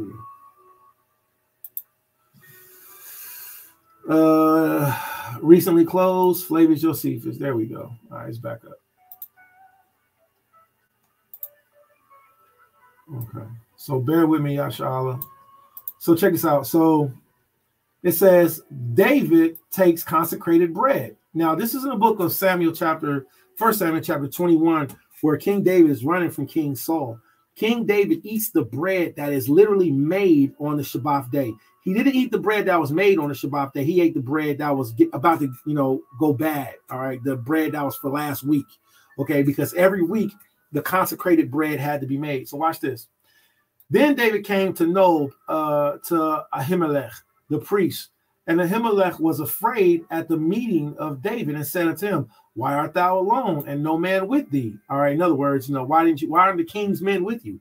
The king's men are with you, King David. What you doing here? And David said unto Ahimelech, the priest, the king hath commanded me a business and hath said unto me, let no man know anything of the business whereabout I send thee. And I have commanded thee, and what I have commanded thee. And I have appointed my servants to such and such a place. Now, right there, I got to tell the truth. King David said something that just wasn't a true statement. King David blatantly lied right there. All right. So it's just good to know that. Now, therefore, what is under thine hand? Give me 5 loaves of bread in mine hand. Now, why would he ask for 5 loaves of bread? All right, he asked for 5 loaves of bread because the priest, they literally made what? They made 5 loaves. They made 6 loaves of bread. All right, 12 loaves. So the loaves was to be rotated. So he asked for 5 loaves of bread. All right, or what there is present. Look at this. And the priest answered David and said, there is no common bread under mine hand, but there is hallowed bread, if the young men have kept themselves at least from women. So the priest, he said, I don't got no regular bread, but we got this holy bread. We got this set apart bread. And David answered to the priest and said unto him, of truth, women have kept from us about these 3 days. When King David left, it was at the beginning of the feast of new moon. So the first day of feast of new moon, second day they had the feast, and now this is the 3rd day. So the feast of new moon in 1 Samuel chapter 20 lasted 2 days. There's 2 days when you cannot see the moon, when it's called inferior conjunction or interlunar moon, when the moon is in between waxing crescent and waning crescent. Before you can see the first light, there's 2 days where you can't see the moon. All right, with the naked eye. Okay. And then on that 3rd day, you see the first sliver of the moon, which is what people call new moon. And it technically is because it's coming out of the inferior conjunction state. So it's still a baby stage moon, but it's not the beginning of new moon. The beginning of new moon is when you can't see it. And the ending of that phase is when you can see the first sliver, which is on the 3rd day, which is what this day was. And this day happened to be the Shabbat. So watch this. And David answered the priest and said unto him, of truth, of women have kept from us about these 3 days since I came out. And the vessels of the young men are holy. In other words, they haven't had sex. And the bread is in a manner common. Yea, though it were sanctified this day in the vessel. You see that? Yea, though it were sanctified this day in the vessel. So the reason why that's important is because the showbread was rotated. So it was sanctified. Let me go down and read it. All right. Sanctified this day in the kalia. All right. So it was sanctified this day in the vessel, in the instrument. All right. In the article, in the utensils, in the cooking. So this is the day that the new showbread was made. So that's why it says it was sanctified this day in the vessel. Okay. So the priest gave him hallowed bread, for there was no bread there but the showbread. Okay, now watch this. So let's see what happened with Yahushua. Now, Yahushua gives the example in Luke chapter 6, proving that the Sabbath day is the 7th day of the week, not counting from new moon 7 days, because this was on the 3rd day after new moon. So this means that the Sabbath fell on the 3rd day of the week. Excuse me, it fell on, excuse me, the new moon was 3 days.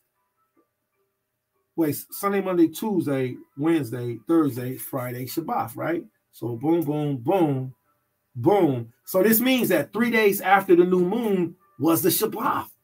All right, not count 7 days after the new moon. Does that make sense? I mean, the whole story of Jonathan and David, and then what Yahushua says, and completely breaks the lunar Sabbath doctrine. Look at this. Luke chapter 6, verse 1. Luke chapter 6, verse 3. And Yahushua answered them and said, have ye not read so much as what David did when himself was hungered, and when they were with him? Verse 4. How he went to the house of Alahiah and did take to eat of the showbread, and gave also to them that were with him, which is not lawful for him to eat, but the priest alone. Hold on. Matthew chapter 12, verse what? Let's start at verse 3. But he said unto them, have ye not read what David did when he was hungered, and he that was with him, how he entered into the house of Alahiah and did eat the showbread, which is not lawful for him to eat, neither for them which were with him, but only the priest. Hold on. Or have you not read the law, how on the Sabbath days the priests in that temple profane the Shabbat and are not blameless? So King David ate he ate the bread that was given, and there was new bread that was just made. Look, let's go back to 1 Samuel chapter 12, verse 6. How the priest, so the priest gave him hallowed bread, for there was no bread but the showbread that was taken from before Yahweh to be put hot bread in the day when it was taken away. See? So anywho, that's I don't want to spend too much time on that. The showbread is a very important part, and the reason being is because it's only made on the Shabbat. And King David appeared on the Shabbat day, all right, at the temple, and he ate the bread that the priests were supposed to have only, which was made on the Shabbat day. All right. So let's get back to this real quick. All right. Now, carry journey. Okay, so here we are. Above these loaves were put 2 vials full of frankincense. Now, after 7 days, other loaves were brought in their stead on that day, which is called to us the Shabbat. So he says it right there. So he proves it. The Sabbath day was the day that the loaves was made. Then when we read in 1 Samuel, we see that the loaves, look, 1 Samuel chapter 21, verse 6. So the priest gave him hallowed bread, was the showbread, for there was no bread there but the showbread that was taken from before Yahweh, to be put hot bread in the day when it was taken away. All right. So for we call the 7th day the Shabbat, but for the occasion of this invention, placing is that invention or invitation? Invitation. Hold on one second. I just got caught up. Sometimes I'll be reading fast and I mix up stuff. I don't mind saying it. Invention. The water. So in the case of this invention, all right, but for the occasion of this invention, for placing loaves there, we will speak in another place. And then I'm going to open that up real quick. All right.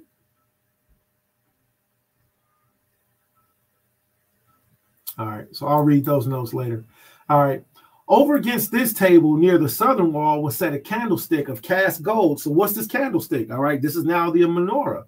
Cast gold, hollow within, and being the weight of 100 pounds, which the Hebrews called chichinaris, which, if it be turned into Greek language, denotes a talent. It was made with its knops and its lilies and its pomegranates. You see that? Knops, lilies, pomegranates. So these are the symbols that's commonly represented as this symbol right here, okay? The 6-layered symbol, or the 6th symbol, is not the Star of David. It's more referred to as lilies, pomegranates. All right, it's referred to as a target. Okay, a shield. All right, so he says what? It's pomegranate with its knops, its lilies. It was made with its knops, its lilies, its pomegranates, its bowls, which ornaments amounted to 70 in all, by which means the shaft elevated its oneself high from a single base and spread itself into many branches as there are planets. So the main base, and then it spread itself out. Now, if I count this, I should count what's called the decanae, or it's supposed to represent also the planets. It's pretty different. That's pretty different. All right. I don't completely all the way understand that yet, but I'm learning it. So watch what Flavius Josephus says that the menorah represents.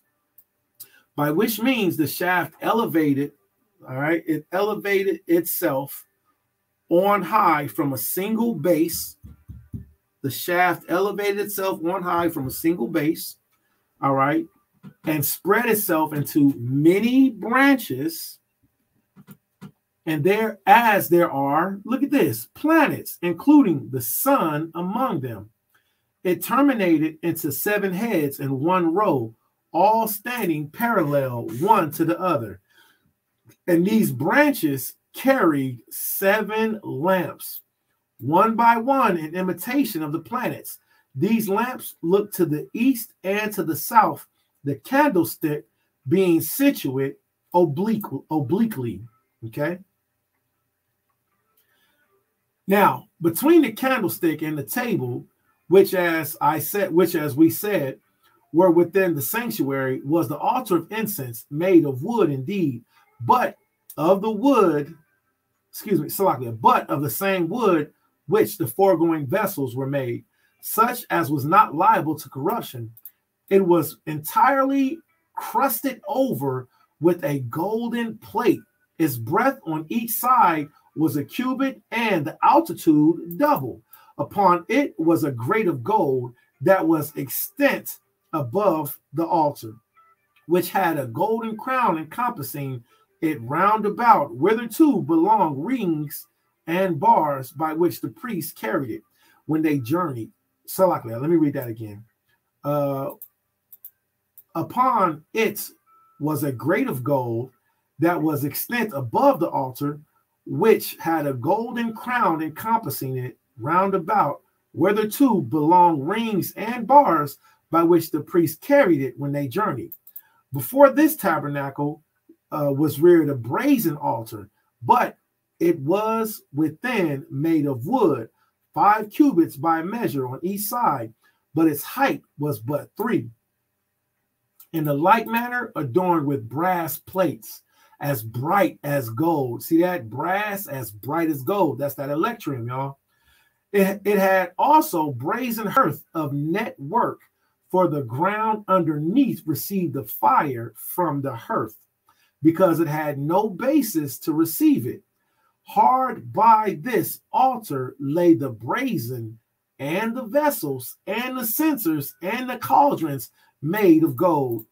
But the other vessels made for the uses of sacrifices were all of brass, such as the construction of the tabernacle, and these were the vessels thereto belonging. Okay, so now something that I always thought was so beautiful when I think about the altar, or when I think about the altar of sacrifice. I don't mean to make it sound like a common thing, but we literally had a barbecue every day. We had the most beautiful barbecue every day. This is going to conclude the Torah portion reading of the sanctuary, the altar, and the instruments thereof. And the reason being is because this is where the Torah portion stops at when we're reading the book of Exodus chapter 38 through chapter 40. So I pray everybody got some really good jewels out of that. There's a lot of information, and it's a lot of artwork to be seen within your own mind. Something I encourage you all to do is don't be ashamed. Go on YouTube. All right. Hold on. Watch this. Let me see. I was going to use this instrumental. You know, I think I'm still going to use it. Let me open that in a separate window. Tabernacle of Moses 3D view.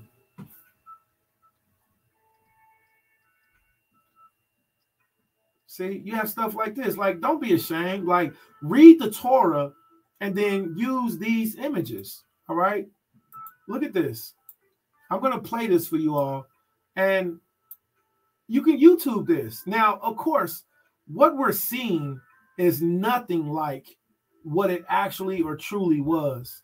But there's nothing wrong with you getting a visual description of, you know, a visual description of what the tabernacle looked like. So then your mind, your imagination can put the rest of the imagery on it. There's nothing wrong with that. There's nothing wrong with that. I mean, what are you just supposed to not know?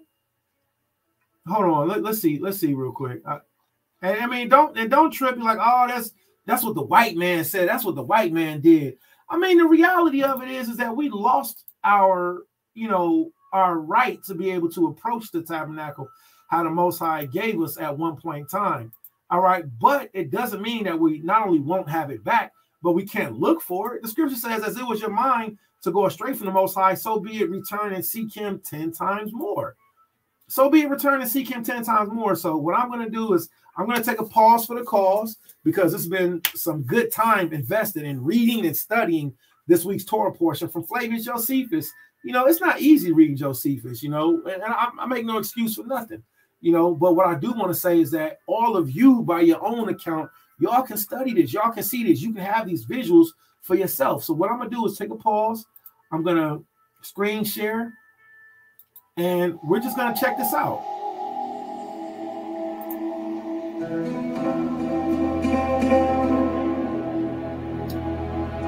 If you're watching on Facebook, I encourage you to switch over to YouTube, because this is the end of the Facebook video.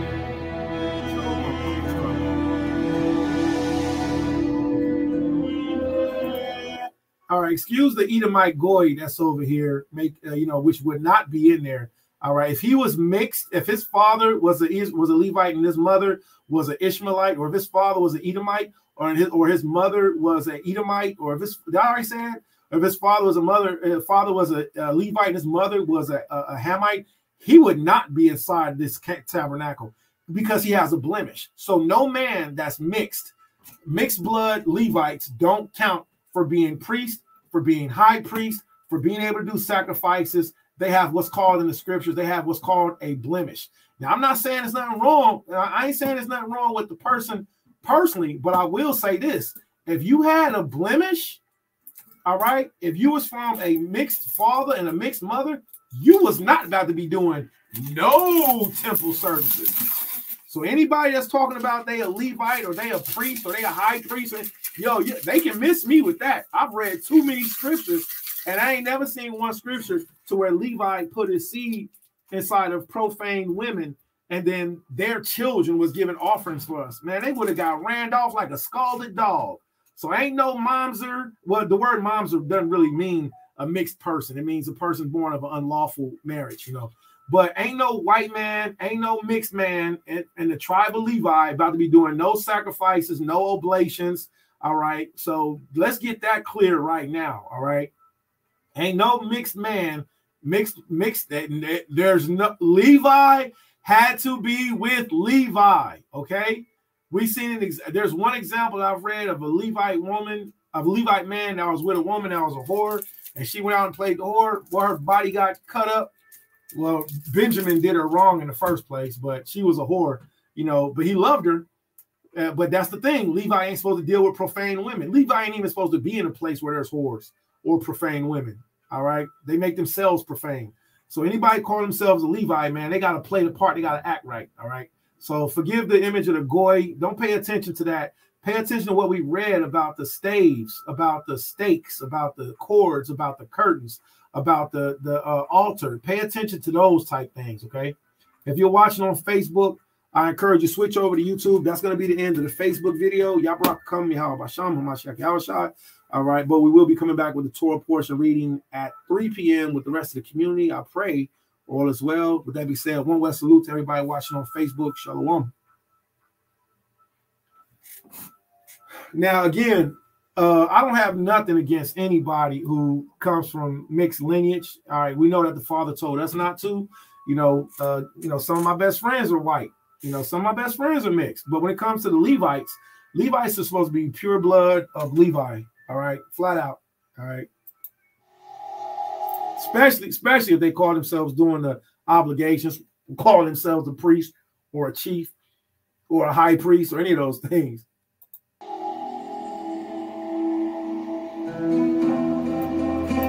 All right, so pay attention to everything we read. Okay, so this tabernacle pop quiz, everybody. Which direction is the entrance of this tabernacle facing?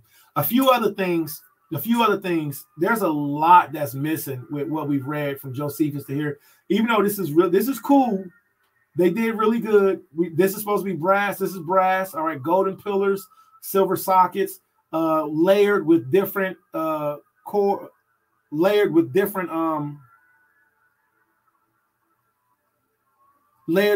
skins on the top. So that's really good. But remember, Josephus said that on the top of it, it was the different colors of the sky, red, blue, and purple on the top.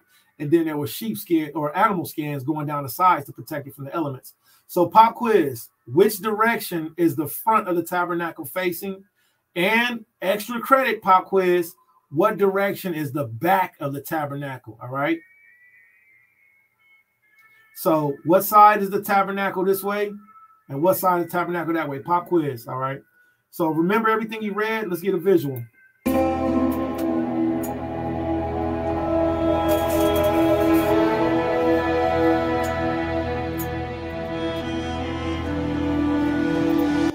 All right. So what's this? The first thing that we see coming into the tabernacle? Actually, it should have been right here. All right. What color is this pillar supposed to be right here? This pillar is supposed to be what color? We just learned it. What metal is this pillar supposed to be? Not just the cap, not just the top part. What pillar, what metal is this pillar supposed to be made out of? Okay. What's supposed to be on these curtains? See, this is how you know that. I mean, they did it. Look, I'm not a 3D artist. I could not have done this. I couldn't have done this to save my life. I could have drew it. But when we're looking at the beginning of the tabernacle, all right, this is supposed to be ornate with different types of flowers and lilies, all right? And then these pillars, the first two, I think it's supposed to be these two, they're supposed to be what metal?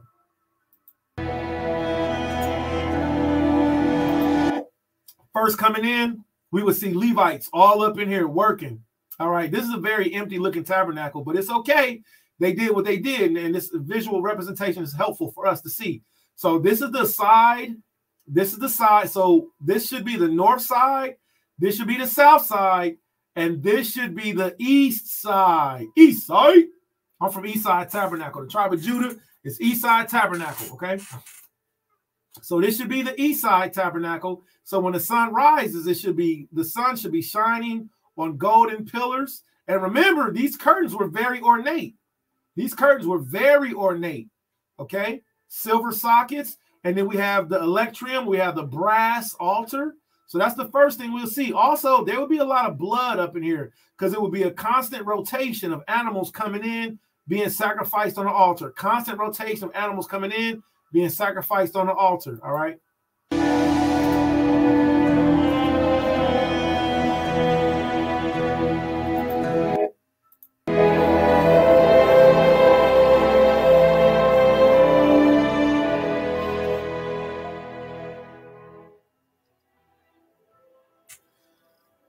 Okay, anybody notice that? Anybody notice that? What's wrong with the laver? Now, this is the laver where the priest would wash at. But what's the laver missing? Look at the top. Look at the bottom. What's the laver missing? Huh? What's missing at the laver? Got the top where they wash their hands, wash their face, all the way up to their elbows. But what's the bottom part of the laver missing? Anybody catch that?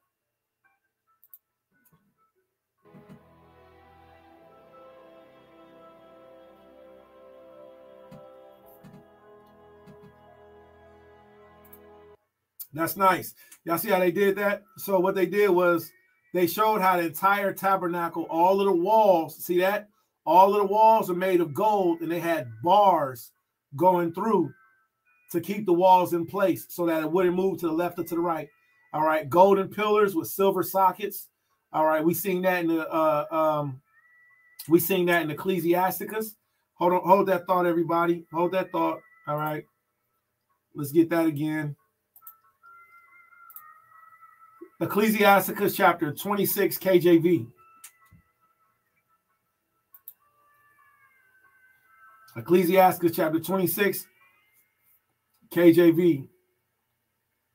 I ain't gonna go to that scripture. Let's see.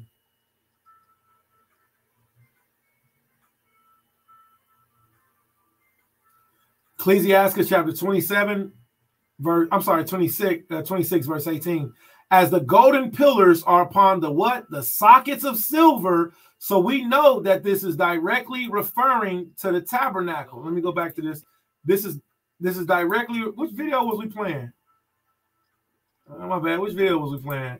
Oh yeah, okay. So we know that that scripture, Sirach chapter 26, is directly referring to the tabernacle. So the Most High equates a beautiful woman that has a constant heart, fair feet, which means fair feet. She does what she's supposed to do. She goes where she's supposed to go. Constant heart. She's always in the scriptures, always set apart, holy, not wavering. Not 1 minute she cool, the next minute she cussing you out. I hate that, bro. I hate that with a passion. Like, that's just one of my biggest pet peeves. Like, I got a lot of pet peeves, but I really don't have a lot of. Let me change that. I really don't have a lot of. But that's one of my biggest pet peeves, man. You know, I ain't gonna indulge in it right now. But watch this. A shamefaced and faithful woman is a double grace, and her continent mind cannot be valued. As the sun when it rises upon the high heaven, so is the beauty of a good wife in the ordering of her house. As the clear light is upon the holy candlestick, so is the beauty of the face in ripe age. As the golden pillars are upon the sockets of silver, so are a fair heart, so are fair feet with a constant heart. You see that? So when he's relating the beauty of a good woman, he's relating her to the beauty of the tabernacle. Come on, man. Come on, man. So salute to all you daughters of Israel that's putting in that ministry, that's working hard to go through the changes. We know it's not easy. And husbands, love your wives, man. Be humble, man. And remember, they are the weaker vessel. So, you know, sometimes, you know, you gotta be cool, but sometimes you gotta poke them in their eye too. I didn't say punch them in the eye. I said sometimes you gotta poke them in the eye, because the scripture says, as one plucketh the eye to cause tears to fall, so does he pluck the heart to show her knowledge. So sometimes you gotta pluck the heart to show her where she's going off at, so she can fix herself. All right. So let's see this. There we go. So we see the representation of the different colored garment, different garment. That's a good word. Use garment for the tabernacle.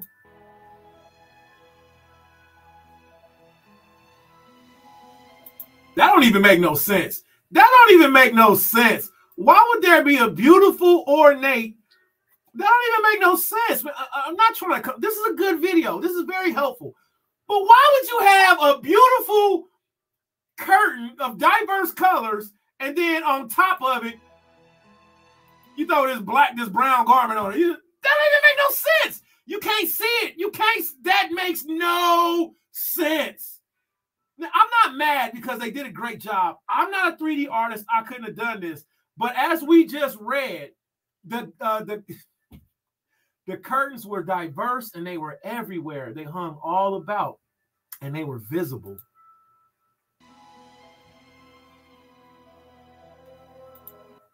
Real quick, did anybody get this question I asked? I said, what's missing here?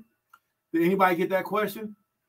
I'm going to go back and check, but the answer should be that there's supposed to be a laver to wash their feet. There should be a laver. So there should be a laver at the top, a bowl at the top, and there should be a bowl at the bottom with a base in the middle. All right.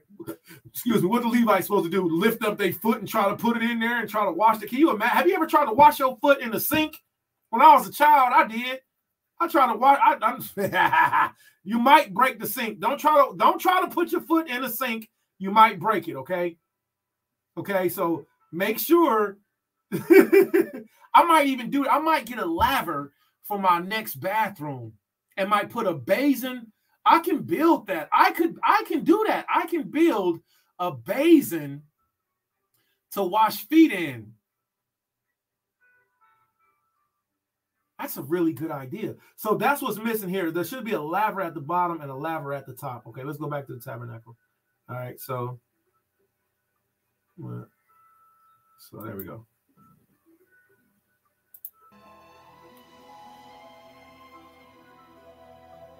All right, so it's overlaid. Okay, great job. It's overlaid. Overlaid. I'm sorry. I got whoa. Did y'all see that? Whoa, wait a minute. They going off. What in the flying pickle sticks is this?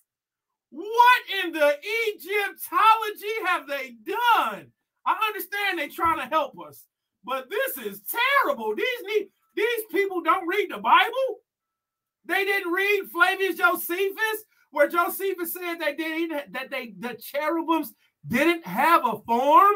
Why would you make some Egyptian false deity bullcrap shiggity like this? Because they don't know. They didn't have a teacher to teach them. They didn't have nobody to show them. They might be the children of Israel. I don't know. It could have been some Israelites who made this. I don't know. I don't think it was. I'll have to check and see. I have to subscribe to the page. Yeah.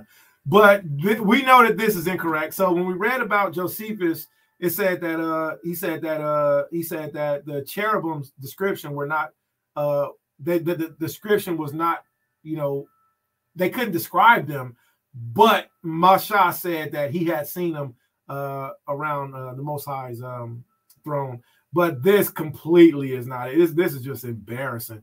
But what is this right here? What is this right here? And what are the purpose of these 4 holes? So what is this supposed to be? What is the purpose of these 4 holes? And what altar? That's a good question. What altar is this? What's the name of this altar? And what's the purpose of these 4 holes? And what's this curtain? This is the curtain that's supposed to have the cherubim on it. All right. So what is that? All right.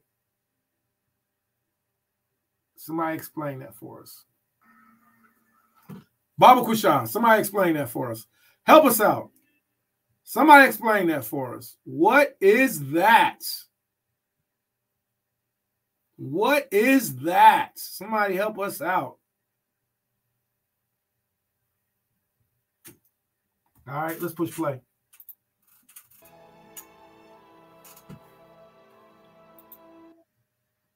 Okay, so as the camera pans back, we see this table. What's the name of this table, everybody? What are these that are on the table? And uh-oh. So what's the name of this artifact? All right.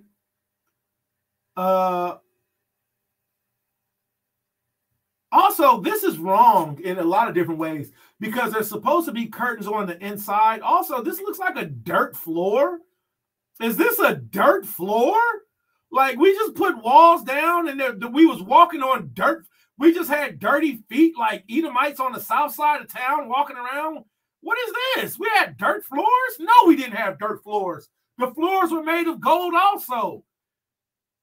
But this is good. This is good because we need this. So what's the name of this? I don't want to say, it's table. Okay, I'll give you a table. And what are these loaves for? Also, how often were these loaves changed? What day were these loaves changed? Okay, and what's the name of this artifact right here? Everybody put your answers in the room. Baba Kushai, everybody put your answers in the room. All right. Please put your answers in the room.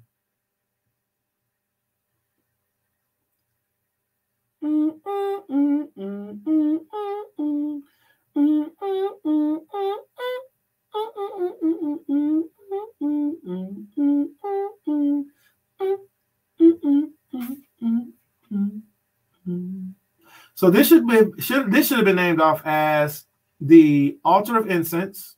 Okay, the altar of incense, which was to send up the prayers. All right, the incense to the Most High. Okay. This should be the curtain of the the curtain of the Holy of Holies.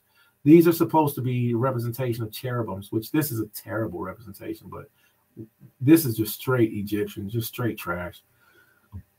As we know, this should be the menorah with its 1, 2, 3, 4, 5, 6, 7 branches, the 7 knops. All right, it's Lily Works. Okay, across the room, directly across from the menorah. Remember, this whole tabernacle is facing the east. So when we walk in, this is the east. This backside is the west. I asked the question way back here. Let me see. Where was we at? We was right about here. I said, which direction is this? All right, this should be the east. This should be the west. This is the north. This is the north. And this is the south. So you have north, south. The tabernacle always face the east and the west. Okay. So our side is we east siders. That's who we are. We east siders. All right. All right. East side tabernacle. All right. Tribe of Judah. All right. Bang, bang. Gang, gang. Gang, gang. East side tabernacle. Gang, gang. Tribe of Judah. Gang, gang. Judah. All right. So the answer to this should have been the menorah. This should have been the table of showbread. This should have been the showbread that's made every Sabbath day, every 7 days of the week. Okay. All right. So there is a very sincere and honest question. And the question is, what are the wait, hold on, wait. So let me see. The question is, what are the Sabbath days for lunar Sabbath keepers? All right. I know it's a pattern, but I don't have the numbers memorized. All right. So what's the number of days for lunar Sabbath keeper? Which that's another ridiculous thing about that is that 8th, 15th, 22nd, and 29th. Okay. 8th, 15th, 22nd, 29th. And another thing about that lunar Sabbath doctrine is that there's 2 days that sometimes there's days that are missing with it. What do you do with these days that are missing? What do you call those days, or which are the days that you just don't count? Like, oh, my bad. I had to eat a cracker. So let's stick to the point. Table altar incense. The altar incense is always supposed to be before the curtain. What's behind this curtain? Pop quiz, everybody. What's behind the curtain? Because there was more than one curtain. I'm so mad they gave us a dirt floor. That just shows you how Edomites are, man. They just used to walking on dirt. The bottom of their feet just look like they've been living in trailer parks their whole life. And don't be light-skinned. Don't be a light-skinned Israelite and the bottom of your feet dirty. All right? Don't do that. That's a bad look. All right? We walked on gold. All right, let's go ahead. All right, we see the menorah. That's really beautiful. I got to give it up to him. That's really beautiful. Gold on top of gold. All right, all of these lit. All right, well, so we'll learn about the Decani and the 7 planets another time. The menorah branch was, by Flavius Josephus' account, to represent, let me see, 1, 2, 3, 4, 5, 6, 7, 8, 9, 10, 11, 12, 13, 14, 15, 16, 17, 18. Okay, so it was to represent the 7 planets. So I'll have to study more and look into that and talk about it more later. But I believe that Josephus knew more than us, with him being an actual Levite, father and mother from the tribe of Levi, and also from the high quality of Levite. Josephus he comes from the high class of Levites. So he actually gave a really good description of what the menorah represented. All right. Table of showbread table. So they got this right because they put the frankincense on it. But how Josephus explained it. Now, they did a good job because these represent like what looks like pancakes. All right. The other day, my rib made for me some delicious codfish and some codfish is my favorite fish. It's official. Fried codfish is my favorite. I never eat tilapia. Tilapia is trash. It's doo-doo fish. Don't ever eat tilapia. Okay. If you eat tilapia, you eat pork. Flat out. All right. So she made codfish, and she made like Johnny cakes or tea cakes or like cornmeal cakes. All right. And we ate flat bread, unleavened bread cakes. So it's 1, 2, 3, 4, 5, 6. Yep. 1, 2, 3, 4, 5, 6. Okay. And the incense will be, the frankincense will be with it. Let's see. Now, wait a minute. I just noticed something. So this is missing a crown. There's supposed to be a crown going all the way around this table of showbread. It's not supposed to be sharp corners, just cut sharp corners. It's supposed to be a crown going all the way around it. Now look at this. Look at, dang, same thing with the altar incense. There's supposed to be a crown going around it. All right, but it's okay. It's okay. And this is why we read and then we go and get a visual so we can learn. Okay, so there's nothing wrong with it. Let's learn.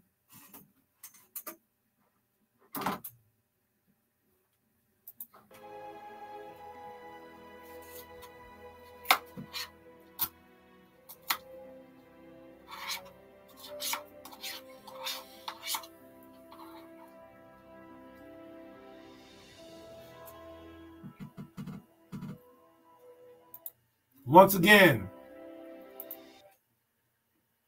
again, I don't know what this is, but I didn't see where the cherubims were people shaped with wings. This looks like Ma'at.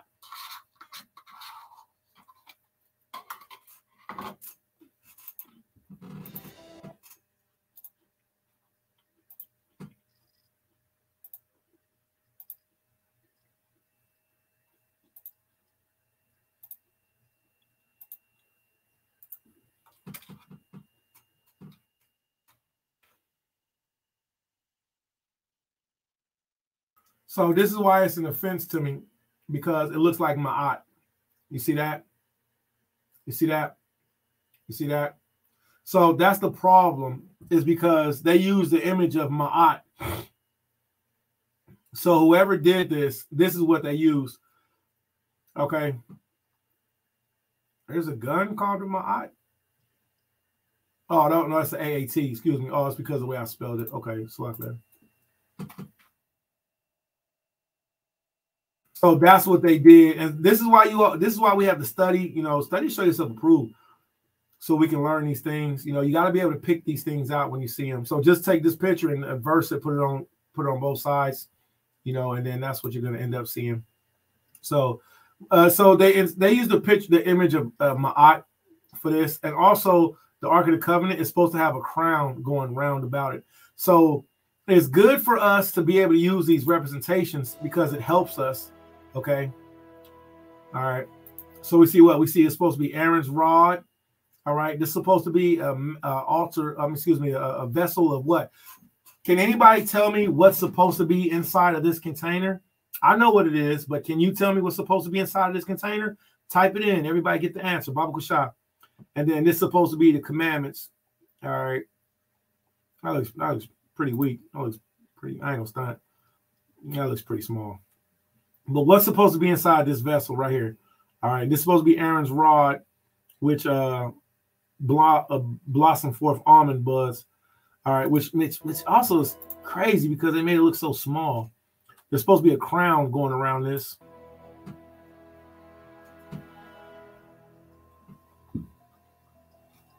Hey YouTube, if you want to learn more about Oh my God, who was that white boy? Who was that one? Man, we can go in on that all day, but for what? It's just I'm so done with the white lies. Like it just don't even entertain me anymore. It's hilarious to me now. All right. So let's go to some of our comments. All right, East. There you go. Silver and gold. Drain spout. Gib. A curtain. God, it definitely look like Egyptian, especially the curtains. All right. Okay. Excellent answers. All right, I'm going to yield the floor on those.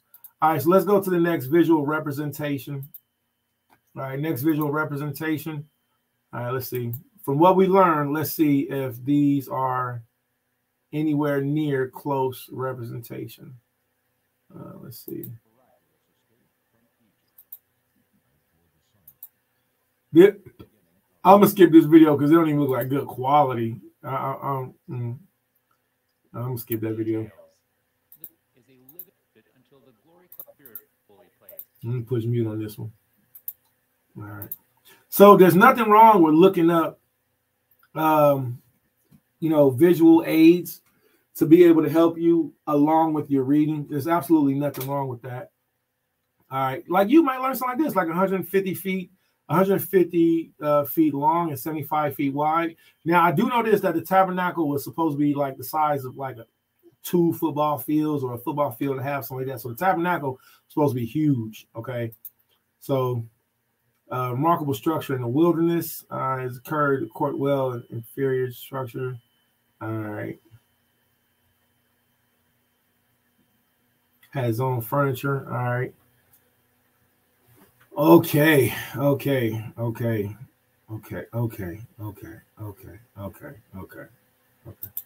very you know what? I'm cool. I don't want to do this video. I think this video is going to cause more questions and give answers. So I'm going to yield the floor right there. I think this was the best one. I've seen their stuff before. They call it the Tabernacle Man. He's got some pretty cool stuff.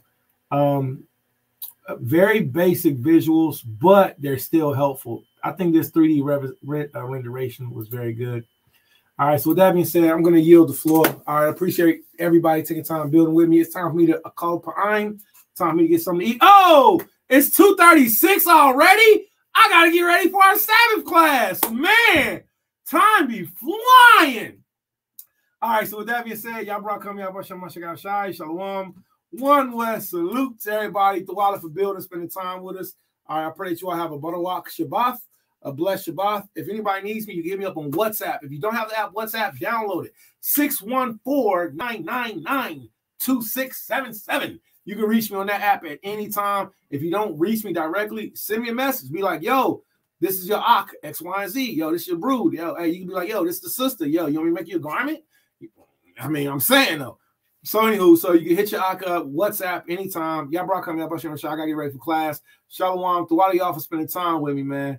Call me Yahshua. I appreciate you. Make sure y'all comment, like, subscribe. Send it out to other people. Hit me up on my Facebook, too. Same thing. Isaiah Yahshua. Shalom.